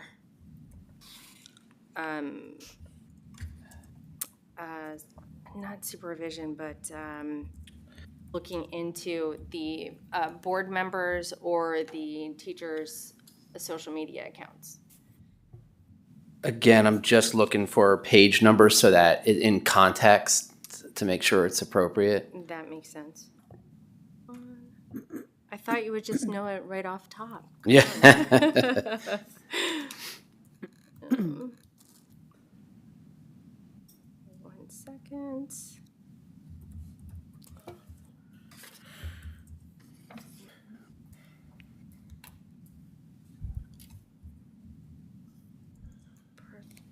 Okay, so I believe it's on page 6 or Okay. 7.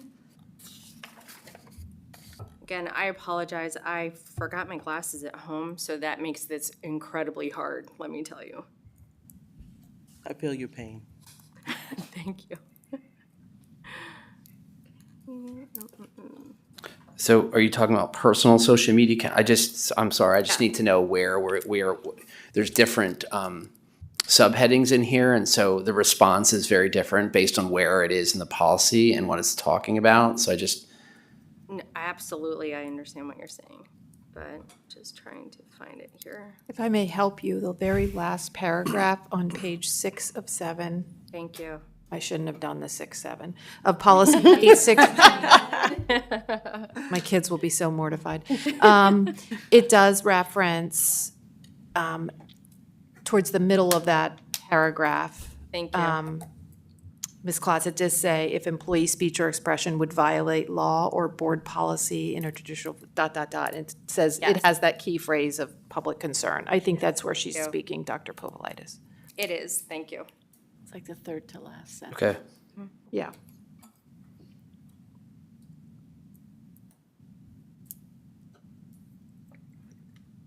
In the last paragraph. Yeah, I think in general, that's talking about if there's an issue, if there's some kind of post that raises a major public concern, we'd reach out to the solicitor to discuss, next steps. So I understand that. I'm just trying to get an understanding around what would be considered like a matter of major public concern. Like, for instance, using the situation with the realignment that just passed, there was a lot of conversation or discussion online about it, for instance. So if an educator or a school board member were talking about something like that, for instance, would that qualify? No, it would not. Okay, do you have an example of something that would? Mr. Fisher, do you have a? I'm catching up to page 6 or 7. Sure, no problem. Sorry. We're looking. I have my glasses. It would be more of a disruption. I don't want to. It's more of a substantial disruption that would be caused, and not necessarily opinion. Okay. And so maybe Mr. Fisher can provide a better legal response.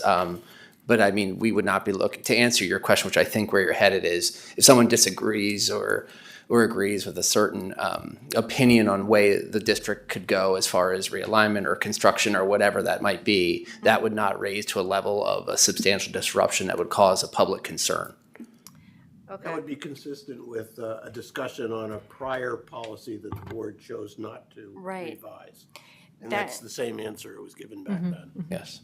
Yes, thank you so much. And that's actually, so I see a correlation between that policy and this. And that's where my concern comes. It seems that this could be construed, I guess, as restricting freedom of speech with that. And so I just want to make sure that there wouldn't be. And just to get parameters around what would be considered a major concern. The question is the employee speaking, you have to take it in the context of the two sentences. Is the employee speaking in a matter of private concern or is a matter of public concern here? This is not restricting an employee's right of free speech. Employee has it. It does dovetail into issues in which if an employee were to be speaking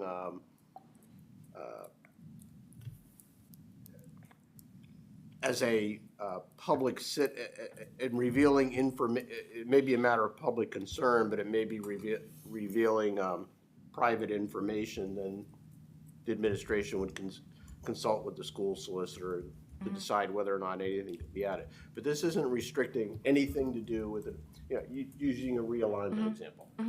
As I said before, that's a matter of public concern, non-issue. The administration even recognized that. They didn't even have to consult with me on that. So Yeah. I don't see that as restricting anything. Okay. I'm trying to get an idea really of what is a major concern then, because that's so subjective. What I consider or what I may consider a major concern would be something different than like maybe someone else would consider. But I understand that that's difficult to come up with parameters for that, really. That would be revisiting a prior board discussion on the issue because the courts and the language is matter of public concern versus major concern.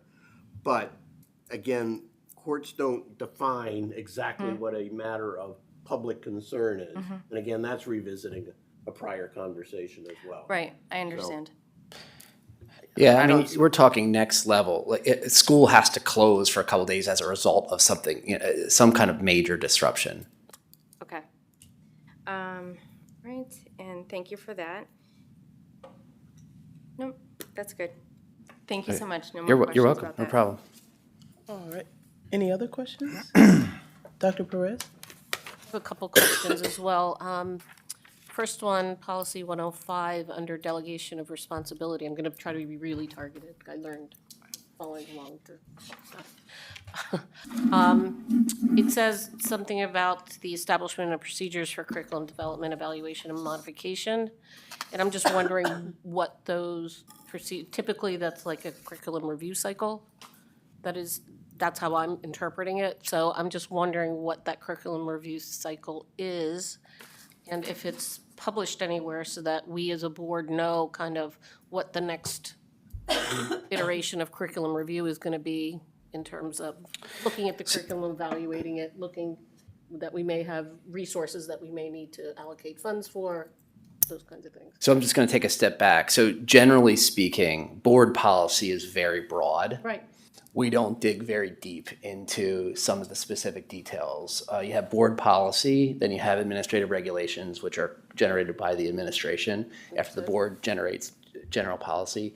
That gets a little bit more specific, but it's not granular either. And then you get into regular procedures that we have and processes that we have in place that are more at the administration level. And so that a lot of those details would happen at that level.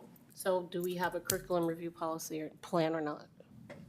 We have curriculum review procedures, yes, we do. They're not specific in I policy. understand that it wouldn't be in the policy. Yes. But it says that they should be established, so I'm just wondering. Yes, if we they're do. established. Yes. Are they published anywhere that we can see that? We can look into getting that information. That would be great. The next one is on 122, extracurricular activities. And a couple of pieces there. I don't think I have specific areas, but Which page is this? the first one is around, the first question, I have to find the policy, hold on. Where is it? Hold on. Not as good as this one. Here we go. So my first question is around, let's see, page 2 of 3, and under authority, the third paragraph about assessing a fee for participation. And I'm just wondering how the district provides for students who may not have the resources to participate in those activities. And they can't pay for travel or travel attendance or whatever the fee perhaps might be. How does the district support those students? I know for, I'm going to have to get back to you on some of the specifics, but I know that for like an athletic fee that we have in place, if there's a financial need, that is waived. Okay. I can't speak to, did you say transportation fee? It says including travel and event. Let me check on that and I'll get back to you on that. Yeah, I'll say in general, and again, we can get perhaps more granular, but in general, the process, what is communicated is if there's any family with a financial need, they have a direct communication with, typically it's the building principal, an administrator in the building who then we have resources available to support so that those students are able to participate in whatever activity event it might be. And that's communicated to the students and families? Mm-hmm. Okay. And then I know some of the activities and stuff, the students hold leadership positions in those activities. How are those leaders acknowledged and recognized by the district? The leaders in, If the future business leaders of America have officers, how are they recognized and acknowledged for their leadership? I'm not sure. I'd have to check and get back. That's not a specific policy questions. It's more, I can check into that and get back to you. Great, thank you. That's all I have. Any other questions? Okay. Thank you. And I just want to give a brief reminder to all of us, if we could, just to make sure that we're allowing time for the administration to prepare answers regarding policy, if we could prepare the number of the policy, which policy you're referencing, and certainly those can be sent in advance. That way they can be responded to effectively. Just a reminder. All right, moving on to Item 9, legislative update, Mr. Jankowski. Thanks. Pretty quiet in DC and Harrisburg, so. You got jokes. So just a couple items. On February 3rd, Governor Shapiro presented his proposed budget for the next fiscal year for Pennsylvania. It included over $53 billion in general fund spending, with 80% of that going to two agencies, one of which being the Department of Education at $20.6 billion. Kind of building on a little bit of the discussion during Mr. Saul's presentation, the governor did propose cutting $250 million from cyber charter schools, which represents about a $75 million increase from last year's budget cut. So, more to come. We'll see where the budget goes. I'm sure it'll be a quiet proceeding throughout the summer and into the fall, but here's hoping we get all of it. The Pennsylvania Senate did pass in the Senate proposed legislation to adopt a cell phone ban in schools. The matter is now before the House, and it has been endorsed by the governor, kind of similar to what we've seen in Bethlehem school districts with their ban. And then on February 11th, the governor did sign a new law that would require Pennsylvania schools to teach cursive handwriting to students again. So cursive is coming back. On the federal side, also on February 3rd, President Trump signed a $79 billion education funding bill. So despite previous uncertainty around funding and deep cuts, it did get passed. So some of the highlights from the bill are special education funding saw a $26 million increase. It funds key programs like IDEA and Title I, $12.4 billion for Head Start, $8.8 billion for child care and development grants. And importantly, it maintains the Department of Education staffing levels. So it was good to see something productive coming out of there. And that's all I have for now. Any questions? Yes. Just a comment. I personally am really sad that cursive is coming back because then us older generation are losing our code. Oh. Just saying. That's all. Thank you. Anyone else? All right. Thank you, Mr. Jankowski, for the information. Very informative. All right. So tonight, prior to this meeting, we held an executive session where we discussed confidential and legal matters. And our next board meeting will be coming up on March 9th. Did I get that right? And we certainly hope to see everyone there in person and online. If there's nothing else, motion to adjourn? So moved. Second. All in favor? Aye. Thank you.